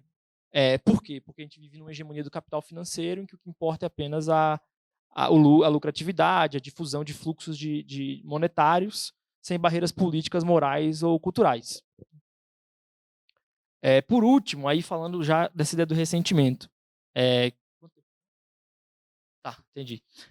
Eu queria falar um pouco também, além dessas duas figuras do troll e dos atiradores em massa, da ideia do ressentimento. Também o ressentimento não é nenhuma, vamos dizer assim, nenhuma novidade, né? Desde o século XIX, talvez antes, vários filósofos, vários pensadores colocam isso como tema de suas reflexões. Mas esse tema também, nos últimos anos, aparece com muito mais força. Inclusive, como falei no começo, em algumas das grandes obras culturais recentes, elas tematizam um pouco isso, né? Um grande escritor, extremamente reacionário, mas ainda assim um grande escritor na literatura, Michel Houellebecq, por exemplo, tem escrito uma série de livros que pensam essa figura do homem branco ressentido, etc., de uma maneira muito polêmica, né? Todo o livro dele é praticamente um escândalo na sociedade, mas de alguma maneira pensando essas figuras. No cinema também, no ano passado, a gente viu isso aparecendo, e hoje é interessante pensar essa figura, esse ressentimento, no que ele difere, né? Acho que o ensaio mais interessante que eu li sobre isso, um ensaio muito novo, foi um ensaio de uma filósofa chamada Wendy Brown, né? Ela escreveu um livro chamado Nas Ruínas do Neoliberalismo. É um livro muito bom, que na verdade, boa parte do livro ele passa sobre uma espécie de história do neoliberalismo de maneira geral, né? Fala um pouco sobre o crescimento das ideias neoliberais no século XX, XIX, e como o neoliberalismo, de alguma maneira, alimentou essas novas extremas-direitas. Mas o último capítulo dela é muito interessante, porque ela tenta pensar o ressentimento desse homem branco, por exemplo, que ajudou a eleger as figuras como o Trump. Não sei se a gente, de repente, pode pensar, no caso do Brasil, do Bolsonaro também. Tem uma teoria clássica, né, sobre o ressentimento, que é abordada pelo Carl Schmitt, né, um grande teórico político também, conservador. O Carl Schmitt falava na possibilidade de encontrar a origem da disseminação do ressentimento moderno a partir da modificação do poder, né? Quer dizer, na modernidade, o poder não mais parte de uma autoridade como o rei ou algum soberano de face humana, mas o poder se dissemina e se multiplica por várias figuras, né? Então, o poder ele excede, né, na época moderna, qualquer fonte individual e se multiplica, né, para além de suas intenções iniciais. Nessa multiplicação do poder, nesse espraiamento do poder, o mesmo ocorre com o ressentimento. Esse ressentimento se dissemina para bem além dos fracos, oprimidos, excluídos e vítimas do poder, né? O Schmitt pensa a tecnologia até mais ou menos a bomba atômica ali, né? E ele vai pensando como as novas tecnologias produzidas pelo homem acabam criando uma sensação de diminuição da capacidade de agência humana, uma diminuição da capacidade de criar e de moldar o mundo, né? E essa capacidade percebida como cada vez mais decrescente acaba sendo terreno para esse ressentimento, essa incapacidade de agir diante do poder, essa incapacidade de transformar, de dar forma a novas relações, né? Para o Andy Brown, o neoliberalismo incrementa esse ressentimento ao preencher todos os espaços da vida com o empreendedorismo e com a busca por lucratividade, né? E com esse neoliberalismo submetendo todos os aspectos humanos à quantificação do valor futuro. Então, cada vez mais esse empreendedorismo ele vai preenchendo esferas da vida, vai buscando obter lucro a partir de esferas da vida que antes não eram quantificáveis. E isso, para o Wendy, vai dando mais espaço para esse ressentimento crescer. Ela vai também, a Wendy Brown, pegar a teoria de dois outros autores interessantes ao longo do século XIX e XX. Primeiro, Nietzsche, ela vai lembrar que no Nietzsche o cristianismo vai retirar essa vontade de poder dos indivíduos em nome da moralidade, e do Marcuse, do Herbert Marcuse, a Wendy Brown vai resgatar uma tese famosa chamada de dessublimação repressiva, né? A percepção de que no capitalismo do pós-guerra o prazer passa a ser absorvido pelo capital, né? Isso aqui, para não demorar muito nisso, mas é uma teoria muito interessante de que, na época do Freud, quer dizer, o capitalismo, a sociedade agia por meio da repressão sobre o desejo, né? E isso não vai mais acontecer a partir da segunda metade do século XX. O capitalismo ele vai fazer constantes injunções ao gozo, injunções ao prazer, né? O prazer vai se tornar parte da maquinaria, parte do exercício da lucratividade, parte do caminho para a submissão das pessoas. Quer dizer, só que isso também vai gerar uma forma de dominação, né? Até a fórmula, mais ou menos, menos repressão, que vai levar menos superego, menos consciência, menos possibilidade de indignação e ação e mais conformismo. Então a Wendy Brown vai enxergar nesse ódio destilado pelas novas direitas atuais uma forma de submissão da vontade, expressa por meio de uma forma de poder que quando se percebe que a alteração do mundo e a transformação das coisas não é imediatamente possível. Então, por exemplo, voltando à figura do troll, o troll ele age como se estivesse numa grande festa, mas ele está, vamos dizer assim, humilhando pessoas e exercendo um tipo de pequeno poder sobre elas, né? Um tipo de pequeno prazer a partir desse ressentimento que ele sente, mas é um ressentimento, obviamente, e uma liberdade que ele exerce guiada pela impotência, né? Então há essa ideia de liberdade exercida por esses pequenos grupos, mas é uma liberdade de opressão e uma ideia de vingança, né, muito forte. É engraçado que a Wendy Brown fala, claro, aqui do terreno americano, do Trump, mas eu acho que essa ideia de vingança é muito presente também no governo Bolsonaro, por exemplo, e nesses grupos de internet também aqui do Brasil, né? Essa ideia de se vingar, enfim, de professores, se vingar de mulheres feministas, se vingar de minorias, né? Se vingar de ONG, se vingar de setores sociais que agem de alguma maneira que eles percebem como que se sentem afetados por elas, né? Então, a Wendy Brown vai falar sobre o niilismo como uma forma de, enfim, uma forma reinante, vamos dizer assim, desses homens brancos, né? E uma forma de defesa também. Esses homens brancos perceberiam seus valores masculinos de raça, não mais os protegendo da desagregação produzida pelo neoliberalismo. Então, a forma de perceber, vamos dizer assim, esses homens brancos, eleitores do Trump, que, vamos dizer assim, aqueles valores que eles tinham, ou a própria identidade que eles pertenciam, não mais protege eles, né? Quer dizer, ser branco ou ser heterossexual, ser homem, não é mais uma garantia de proteção contra o neoliberalismo e contra o que o neoliberalismo tem feito, arrasando os direitos sociais e corroendo o tecido social. Claro, de maneira inconsciente, né? A reação desses caras para o Wendy Brown é o niilismo extremo, é essa vingança, esse ressentimento, que acabam sendo parte dessa reação contra as minorias, enfim, contra bodes expiatórios que eles encontram. Uma coisa que ela fala também que é interessante é sobre a estratificação social. Quer dizer, nessa ideia do neoliberalismo comodificando, transformando em mercadoria todos os aspectos da vida, a gente vai vivendo uma época em que as estratificações vão se tornando parte das marcas das propagandas. Então, por exemplo, você pega, sei lá, qualquer tipo de serviço hoje, quando é privatizado, é lógico, esses serviços privatizados, imediatamente eles criam divisões, né? O plano, ele é tanto, mas se você pagar mais tanto, você tem acesso a isso, isso e isso. Qualquer aplicativo que você pensar, todos os aplicativos praticamente, existe o serviço grátis e tem o serviço premium, né? A Wendy Brown vai pensando como esse tipo de postura do neoliberalismo, ela foi criando um tipo de estratificação que corrói os valores democráticos, né? As pessoas vão se percebendo como possuindo mais ou menos que as outras, estabelecendo um tipo de competitividade, divisão que, enfim, a longo, médio e longo prazo vai corroendo qualquer tipo de vida social. Então, é um ressentimento que não sai da esfera da raiva e que não vê possibilidade de futuro e leva a essas posturas revanchistas. Então, uma das coisas que ela fala é que ou isso leva a uma destruição completa, uma postura completamente niilista, destrutiva, ou então a uma discussão de retorno de valores primais, né? Pré-modernos, geralmente. Então, a ideia do Make America Great Again, a ideia de buscar os valores da Europa primitiva, de templários, acaba sendo, para esses setores masculinos, uma espécie de chamada a um retorno pré todos os acúmulos de 300 anos de democracia pós-iluminismo, né? Você retorna a uma época em que certos valores morais, o que era garantido que esse homem branco tinha algum tipo de supremacia, né? Então, isso é um tipo de reação. Alguém que percebe que, enfim, a sociedade está se deteriorando, mas escolhe como alternativa esse tipo de enfrentamento com outras minorias ou transfere para outras figuras, como imigrante, uma mulher. É a culpa para, na verdade, é o neoliberalismo, né? Quer dizer, O neoliberalismo é que destrói o espaço da nação, o espaço da família. A financiarização é que destrói todos os espaços de valor como eram conhecidos e engendra novas formas de poder, né? Mas você vai produzindo esse tipo de figura, esse tipo de subjetividade. Sei que ficou não, bastante confuso, mas realmente a ideia era debater algumas ideias que eu tinha lido, que eu fico pesquisando sobre esses temas. Eu queria terminar com nota positiva, mas não tenho nota positiva. É isso. E agradecer também ao professor Y Ribeiro por essa fala não positiva, e positiva no sentido, né, do quanto nos agregou.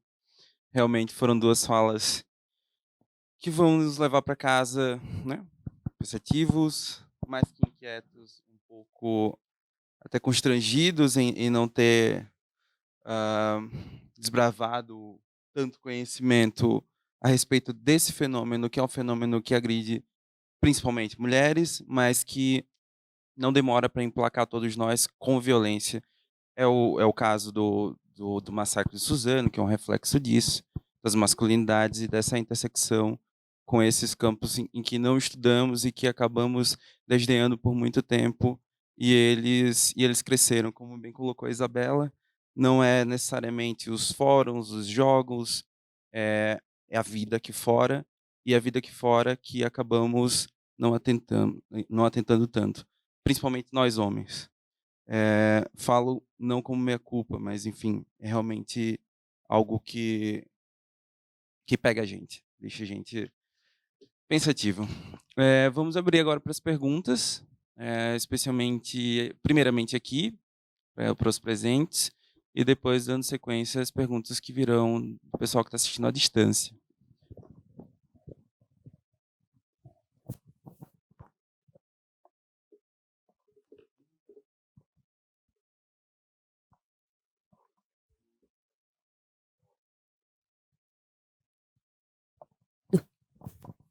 Seu artigo?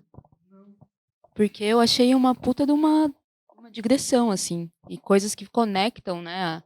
Porque, de fato, tem a ver com neoliberalismo, tem a ver com clicada e tudo mais, não está dissociada essas questões. E é muito difícil fazer essa aproximação tão bem. Então, publica.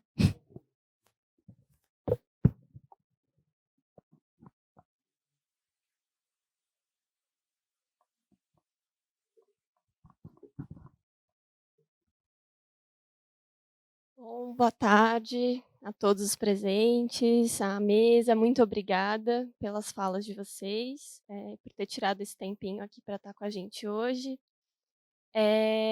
Eu cheguei atrasada na sua fala, Isabela, me desculpe, mas fiquei pensando várias coisas também. Como eu falei, as duas falas são muito potentes, tem coisas muito interessantes que vocês trouxeram hoje, mas como mais das ciências sociais, então eu estou no meu lugar assim um pouco mais confortável de te perguntar uma coisa, Isabela. Na verdade, não é necessariamente uma pergunta, mas um pedido, se você sentir a vontade para compartilhar como foi teu campo no mestrado, porque você trabalhou com grupos reflexivos, é isso que chama? Como que foi tua inserção nesse tipo de campo como mulher, né? Quais são as dificuldades que você enfrentou? E no seu doutorado, não sei se você já terminou, se está terminando, se apareceu alguma. Se quer contar um pouquinho, se continuou trabalhando com esses grupos, eu peço até desculpas por perguntar esse tipo de coisa, mas fique à vontade para compartilhar o que você sentir à vontade. E se teve alguma relação com fóruns da internet, como que chegou isso para você no teu campo?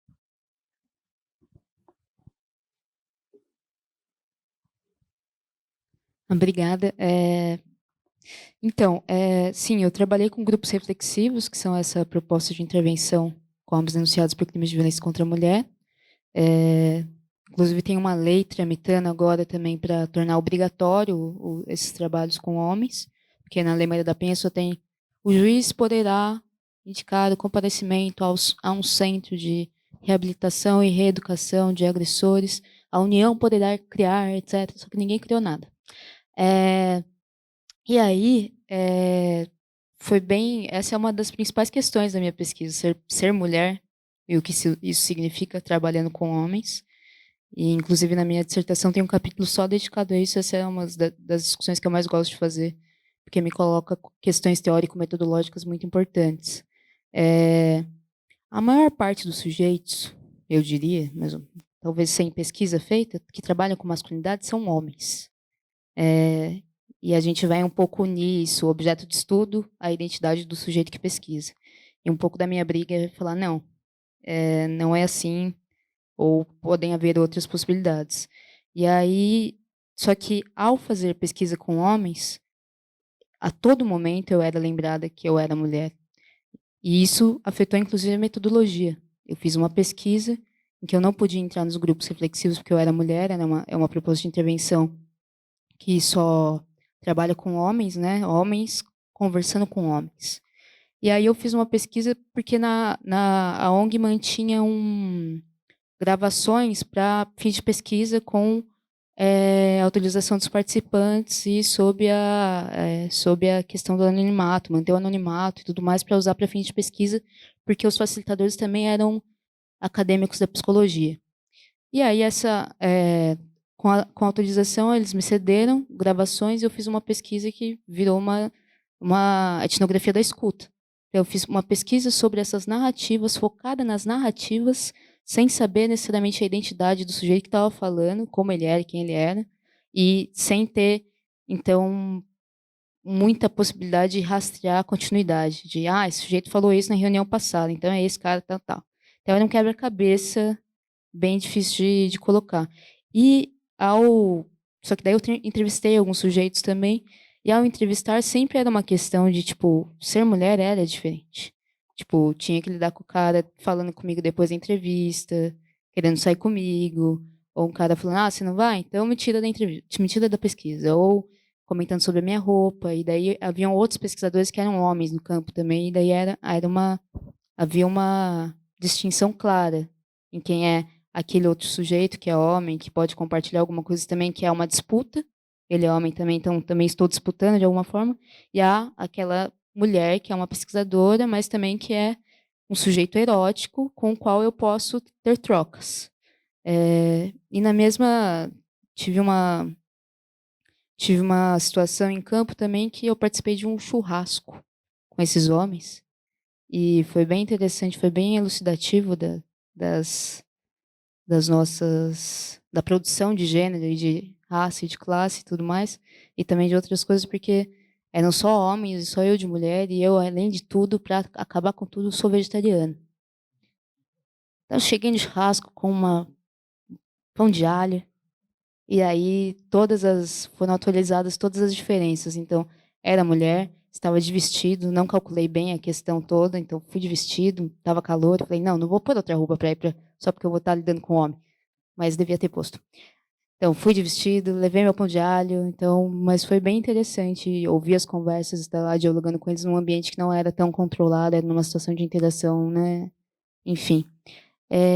Então, são questões que para mim são bem importantes e que me fazem pensar bastante quem é o sujeito que produz conhecimento e conhecimento com quem, né? Eu tenho um artigo publicado, posso passar para você sobre essa questão. Tem outras pessoas que também estudaram, que também publicaram sobre isso. Eu acho muito interessante. Tem uma pesquisadora que publicou sobre anonimato, num artigo que se chama Rape in the Field, Estupro em Campo, Notas de uma Sobrevivente, que é sobre uma pesquisadora que foi estuprada pelo seu informante na Etiópia, se eu não me engano. E era uma mulher de um país que eu acho que era escandinavo, Suíça. E essa pessoa faz um trabalho que é inacreditável, depois de 20 anos ela escreve esse artigo, preservando a identidade do informante, não é difícil localizar. Algumas pessoas que conhecem o campo sabem quem ela é, eu não faço ideia. E ela mostra que não é só sobre pensar sobre essas questões e tudo mais, é perceber que quando a gente está produzindo, seja a gente nas ciências sociais, a gente também é sujeito que encarna alguma coisa. A gente tem classe aqui, a gente tem raça, a gente tem sexualidade, então tudo isso está aqui junto, misturado, e tá quando a gente está fazendo lei, tá em todas as nossas, né? Então, um pouco isso. E aí, pesquisando essas coisas, eu estou no doutorado, digo que estou terminando o doutorado, era para terminar em março, mas não irei, porque eu estou dando aula e estou fazendo outras coisas, então não vou acabar o mundo é isso aí. Mas até o fim do ano, acho que vai ser uma 2020. Vamos lá. E no doutorado eu passei a pensar sobre quem propõe propostas de trabalho com homens, transformações em termos de masculinidades, pensando que se esses caras podem ser adjetivados como feministas, homens feministas, pró-feministas ou aliados do feminismo. E aí, ao pesquisar isso, me deparei com muitos homens antifeministas nessas redes, mas isso não era uma... Isso foi eu tentando buscar entendimento sobre quem eram homens feministas e motivações para ser feministas, para ser feminista, eu acabei encontrando nos fóruns motivações para não ser feminista. Tipo, caras discutindo com outros caras sobre, você é feminista, mas como você é feminista? É um traidor de gênero, digamos. Como que você vai ser a favor de algo que é contra você? Desse entendimento, né? Desse entendimento de feminismo como algo contra homens. E aí mapeei um pouco esses diálogos, mas eram coisas tão baixas, tão deep web, assim, que eu falo baixas, mas, tipo, eu acho que tem que ser pesquisado, não é, tipo...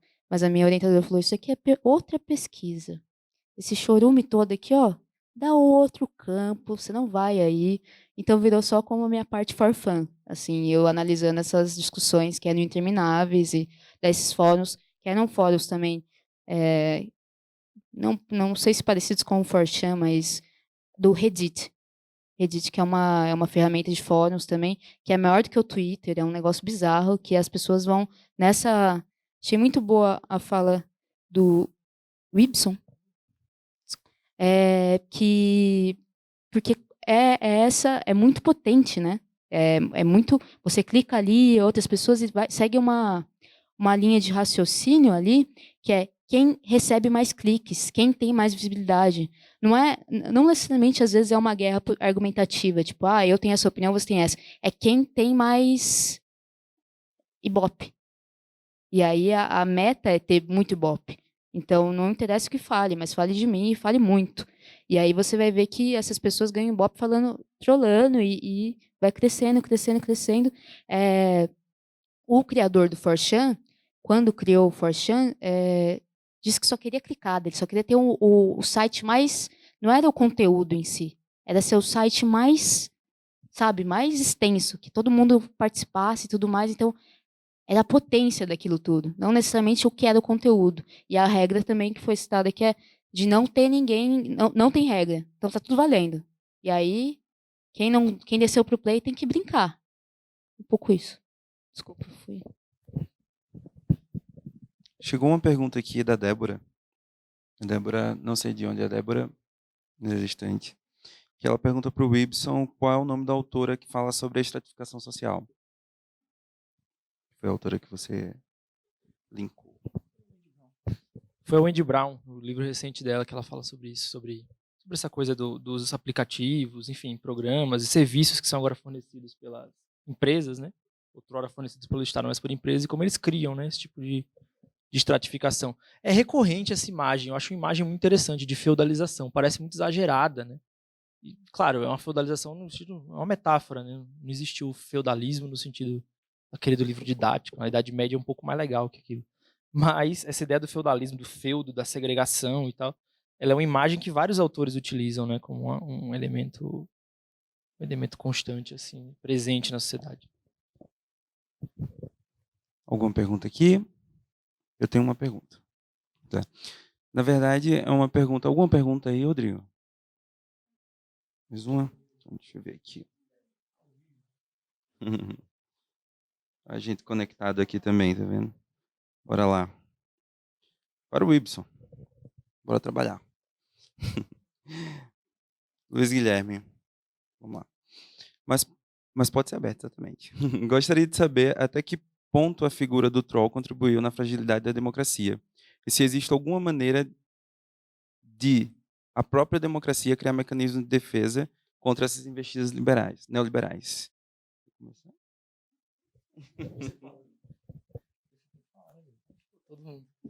Não, uma coisa que eu esqueci de comentar, acabei encerrando a fala, acho que ia fazer uma espécie de nota final, mas essa questão dos gamers, que, assim, que é bem pessoal, e eu acho que é um baita exemplo disso, essa ideia do troll influenciando na política, né, essa política estrito senso, assim. O grande episódio, eu acho, da cultura que trouxe esse debate sobre os fóruns da internet bizarro, sobre os trolls, foi um episódio conhecido como Gamergate. Não sei se todo mundo conhece, assim, mas rapidamente a ideia é a seguinte: começou a surgir, a se destacar com o crescimento do feminismo, obviamente, uma série de figuras do jornalismo de games, né? Meninas e tal, autoras, mulheres, que começaram a participar do debate em torno dos jogos de videogame também. E começaram a produzir jogos feministas, ou fazer debates feministas, e trazer discussões que eram próprias do terreno da teoria cultural. Assim, por exemplo, há anos existe discussão sobre o olhar masculino no cinema, o machismo na literatura, enfim. E, assim, quase que de maneira natural, essa discussão foi trazida para o videogame. Quem já jogou um videogame antigo sabe que as mulheres são hipersexualizadas. Talvez fosse a coisa mais fácil do mundo reconhecer o machismo, né? E como os games antigos eram pensados, atuais também, como os games geral eram pensados para jogadores, meninos, adolescentes jogarem, ver as mulheres seminuas, né? E essa discussão entrou muito mal na comunidade dos games, né? De um jeito que esses trolls e tal, essas comunidades começaram a se organizar para assediar essas mulheres. Então era comum, essas jornalistas abriam caixas de e-mail e tinha ameaça de morte, ameaça de estupro, sei onde você mora, postar, divulgar dados pessoais publicamente, até o ponto que houve até um caso de uma jornalista em que o cara que foi ex-namorado dela começou a denunciar ela, expor ela, uma série de questões, depois teve revenge porn, enfim, uma torrente de problemas, de coisas horrorosas, e aí esse escândalo foi conhecido como Gamergate, porque começou na comunidade gamer. Qual que é o negócio, o pulo aí? Ninguém mais, ninguém menos que Steve Bannon, né, um dos grandes organizadores da eleição do Trump, organizadores da direita americana, chegou a dar declarações reconhecendo, olha, essa comunidade gamer tem um potencial de mobilização impressionante. Né? Esses caras, eles sabem mobilizar, eles sabem usar a internet, eles sabem criar. Então, esses grupos, eles frequentemente são recrutados, ou enfim, fazem parte das comunidades, da divulgação de produção de memes, de todos esses grupos. Esses dados não são exatamente, né, é preciso um trabalho investigativo muito grande, né, para ver de onde parte um meme, é uma coisa muito difícil de, mas existe essa relação entre essa cultura gamer e essa cultura da nova direita e essa assimilação da nova direita. Se vocês observam, às vezes aparecem umas coisas às vezes que são ridículas. O Bolsonaro, de novo citando ele, ele um dia desses se colocou um vídeo jogando videogame, que é para claque, né, para plateia, né? Ele joga videogame jogando o jogo de primeira pessoa. Olha que legal, aqui eu jogo videogame também, relaxando, turma. E depois aí criando essa interação, né, que ele gosta de criar no Twitter com os seguidores dele, ele fala: o pessoal falou aqui sobre videogame, alô comunidade game, vou ver se reduz aqui o imposto do PlayStation ou coisa do tipo.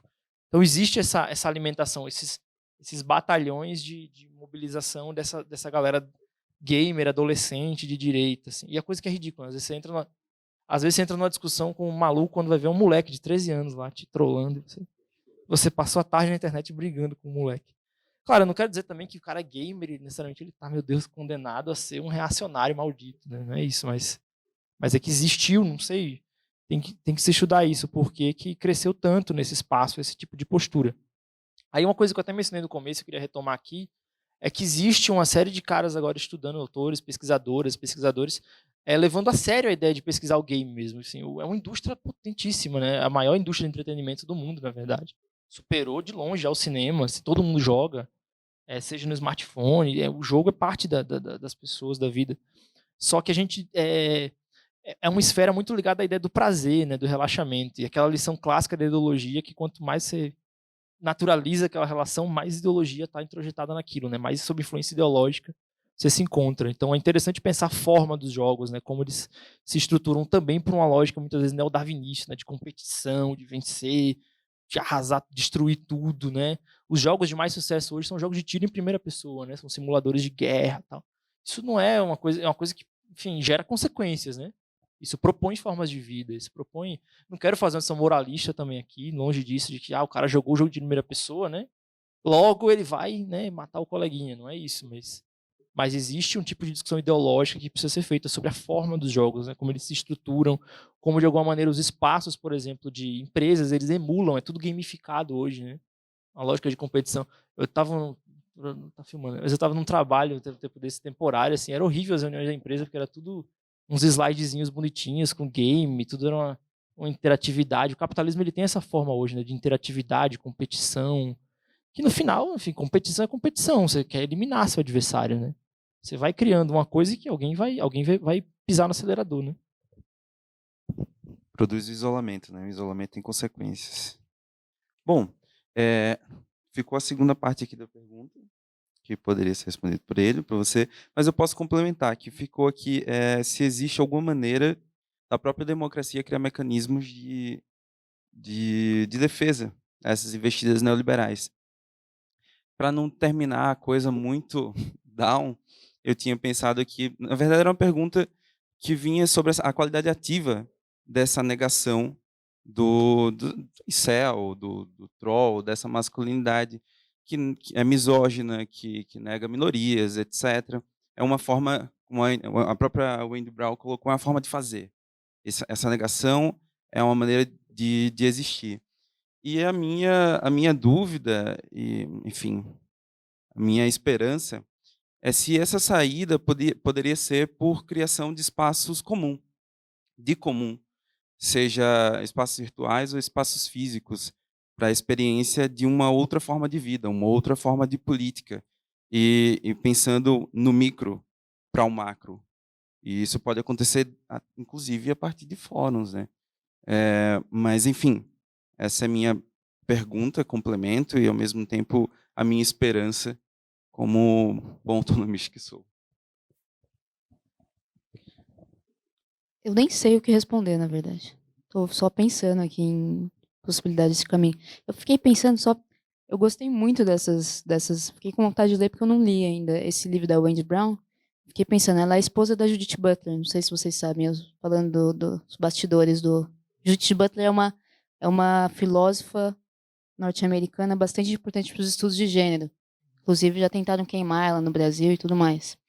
Ela veio para fazer uma fala no Sesc Pompeia, e uma galera que é contra a ideologia de gênero tinha, como chama isso? Espantalho, essas coisas, tentando queimar. Então, ela é uma das figuras importantes contemporâneas. Eu fico pensando nessa família aí em casa, discutindo teoria, escrevendo essas coisas cabeluda.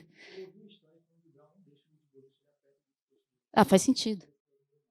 Ah, é? Não, eu achei muito bom o que você citou. É. Ah, nossa, eu acho infame isso. Muita gente fala que de fato, a Judith Butler tem dizem que é meio obscura, né, eu não acho, eu acho interessante. A parte que fica difícil é quando ela fala de psicanálise, né, que daí o problema é da psicanálise, nem é da Butler. Mas eu estava pensando exatamente, eu acho que é esse o caminho de quando, porque de alguma forma a gente continua criando gênero e reforçando o gênero nesses espaços que estão sendo acionados, né, de games, ou a gente continua falando homem, menino, etc. A gente continua comprando brinquedos com todas essas coisas, continua pensando em questões de representatividade, continua tendo gente em espaços de poder que são homens, e tendo uma figura na cabeça, quando fala de alguma coisa homem, e você já imagina que a pessoa que está por trás daquele avatar é um homem. Não necessariamente ela é um homem, né? Não necessariamente ela deve ser. Mas eu acho que a meta é esse não ser importante que seja homem ou mulher, né? Hoje em dia não dá para falar disso porque a gente propõe política pública muito em face das nossas identidades. A gente precisa de identidade, né, para fazer o mundo, porque a gente ainda tem identidades muito desiguais. Mas o legal é que em um momento não seja importante que seja homem ou mulher. E aí acho que muito dessa coisa de comunidade, de coletividade, porque é muito massa, né? Você pensar em fórum, pensar em Wikipedia, pensar em todas essas ferramentas de democratização do acesso, coletividade. Esses dias eu vi uma menina na rua com uma camiseta The Future, tem essas camisetas The Future is Female, futuro é feminino, e ela tava com uma camiseta escrito The Future is Collective, o futuro é coletivo. E eu pensei, é isso, o futuro é coletivo, é diferente, é diversidade, e acho que isso é potente pra caramba, as pessoas se juntarem. Esses moleques se juntam na internet, pensando em todo mundo igual, todo mundo é menino branco, classe média, e isso dá uma sensação de fortalecimento, dá uma sensação de pertencimento que eles talvez não tenham em outros lugares.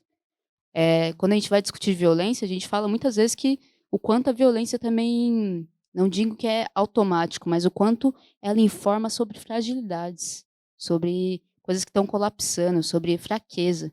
Esses moleques, muitas vezes, atrás de um avatar, atrás do anonimato, se sentem potentes, se sentem sem limites, quando eles vivem vidas que são muito limitadas, às vezes, quando eles vivem uma série de questões aí do neoliberalismo que dificultam as nossas vidas, tornam elas mais tristes, mais deprimentes.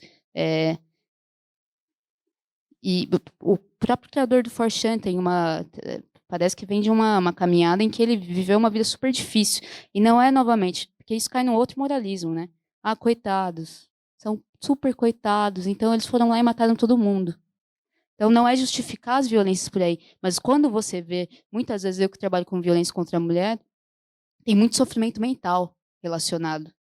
Não é só o cara era monstrão, potente, matou todo mundo. Tem muito sofrimento mental.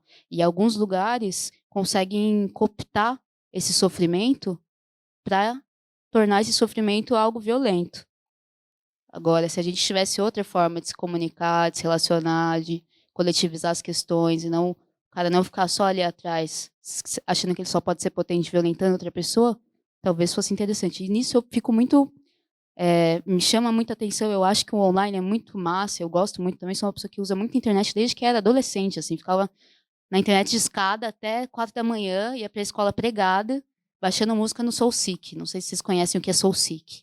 Isso é Deep Web das antigas. Mentira, não tem nada a ver com Deep Web, mas era... E para mim, que era uma menina tímida, no interior, que não tinha espaço cultural, não sei o que lá, era muito massa ter a possibilidade de entrar na internet de escada e ficar até as 4 da manhã. Mas, por outro lado, eu acho que o ao vivo, a cores, você estar próximo das pessoas também, aqui, agora, é muito massa também. E falta bastante esses espaços seguros, né? Pensando nisso, eu faço parte de um núcleo de pesquisa, o NUMAS, Núcleo de Estudos sobre Marcadores Sociais da Diferença, e vira e mexe, a gente acredita muito em extensão. Então, não só fazer pesquisa e trabalhar com ensino, mas trabalhar também com extensão, que é um pilar importantíssimo da universidade, que é ignorado muitas vezes. E aí, na extensão, a gente dá um monte de palestra em escola privada, escola pública, não sei o que lá, fala muito com juventude sobre questões de gênero, raciais, classe e tudo mais.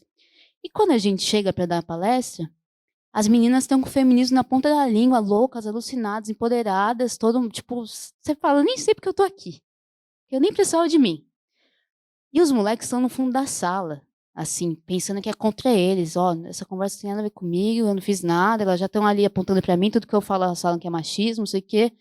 Então eles estão como se a conversa fosse contra eles e sem repertório para lidar com tudo isso. Eu fico pensando, eu ia falar já um palavrão, mas massa, para ser bem carola, seria se a gente tivesse espaço, e isso é uma coisa que eu quero fazer para trabalhar com os moleques, fazer roda de discussão com os moleques sobre masculinidade, sobre feminismo, sobre questão racial, o quanto que eles são...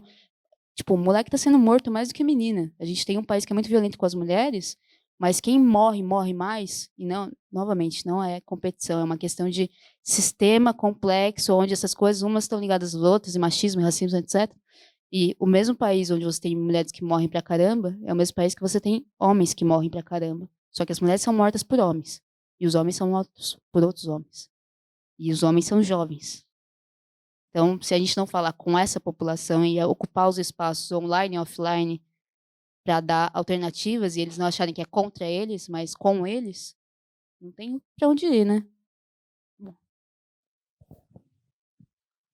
Teve uma pergunta da democracia, né, sobre o que fazer e tal, sempre surge isso.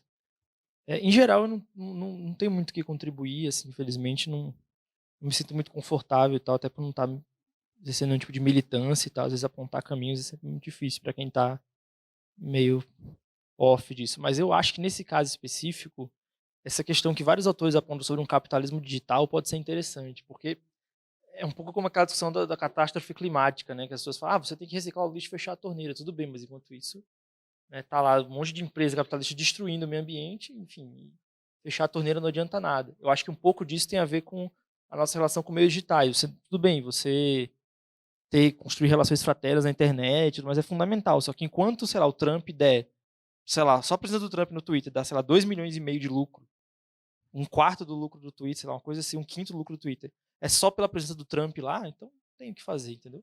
falando os impropérios dele, dando retweet. Então tem um problema que eu acho que já foi mapeado em torno de como as redes sociais funcionam, que para ontem precisa mudar. Enquanto a gente tiver, né? Porque essa coisa da fake news, por exemplo, você faz um chamado ético, né? Olha, não compartilha fake news, não divulga fake news, mas enfim, tem um monte de empresa aí, de fazenda de like, né? Fazendo fake news a rodo e colocando na praça. Enquanto isso se perpetuar, enquanto a lógica for essa, né? Vai continuar tendo fake news. Não é uma questão moral, né? Não é uma questão de as pessoas pararem de compartilhar fake news, porque se continuarem produzindo fake news na escala que produzem, né? E aí os jornais ficam numa situação triste, que é passar mais tempo tentando desmentir fake news do que, né, veiculando informação, às vezes. Eu acho que é uma coisa muito, muito engraçada. Você olha, por exemplo, para matéria, enfim, teóricos, autores, textos escritos sobre a internet nos anos 90. Eu não tinha muito acesso a esse tipo de literatura, né, na época, mas hoje vendo. É muito doido, porque era uma euforia o surgimento da internet, né? Era isso, até teórica mesmo. As pessoas pensavam de um jeito. Olha, a internet traz para a gente um monte de possibilidade, é uma utopia, é uma revolução, é possibilidade de trocas. E é isso também. Só que a internet sofreu um tipo de cercamento, né? Colocaram cercas, assim, que é a coisa de você ir para o Facebook, ir para o Twitter, ir para o WhatsApp, ir para o Instagram, e lá a lógica que predomina é essa, é do like. Então, na rede social. Então, assim, você vai ter um ataque à democracia enquanto esse tipo de coisa vai corroendo os espaços de debate, né? Você não tem um mote comum das ciências sociais, das ciências humanas, essa ideia de que o espaço público e o privado, eles foram, aquela distinção acabou, né? E é um pouco isso. Só que a gente tem que pensar, por exemplo, como o espaço público foi esgotado, né? Os fóruns públicos, meio que formais de debate, eles parecem corroídos e tudo parece, enfim, mensagens privadas, pessoais, uma coisa meio caótica, assim, e não tem democracia que se sustente com isso. Então, ou tem uma profunda regulação, não sei como, uma profunda mudança dessas redes sociais, do modo como a internet se organiza, uma espécie de redemocratização, não sei como isso funcionaria, mas um repensar mesmo dessas formas de organização, não tem jeito, eu acho. Vai ter fake news, vai ter troll. E o troll, ele meio que se alimenta, é isso, o troll se alimenta disso, ele surge num cenário em que é interessante ter a figura do troll, porque ele vai ter, enfim, palanque, a internet ela meio que as polêmicas, tudo na internet envolve o quão capaz de produzir ruído você é, né? Então, o troll, ele é uma máquina de fazer ruído, ele vai ter espaço. Mas eu acho que de qualquer maneira, quando a gente nomeia alguma coisa, mapeia ela perde um pouco da força, né? A gente conhecendo cada vez mais essa linguagem troll, eu acho que de alguma maneira fica mais fácil dela ser neutralizada, aprender como agir, que a gente está aprendendo a agir ainda, né? Inclusive quando a gente tem presidentes trolls, né? Mas eu acho que tem a ver com essa ideia desse capitalismo digital. Eu acho que se tem como nomear um inimigo, né, entre milhares, eu diria que é essa forma de organização digital do capitalismo. Bom, mais alguma pergunta? Estamos com o nosso horário já estourando. Começamos às 2h15. Então, estamos encerrando a primeira mesa, às 4h15, pontualmente. Gostaria de agradecer a presença de todos, gostaria de agradecer a todos que assistiram à distância, a presença dos professores, ter aceitado o convite, ter topado esse desafio, que é um pouco desconfortável falar de um tema que não são pesquisadores efetivamente nesse tema, mas que trouxeram, foi de uma riqueza tão grande que, enfim, foi o maior acerto ter convidado vocês, ainda que vocês, né, tenham feito essa reserva de não serem pesquisadores do tema. Muito obrigado, até mais, até a próxima mesa.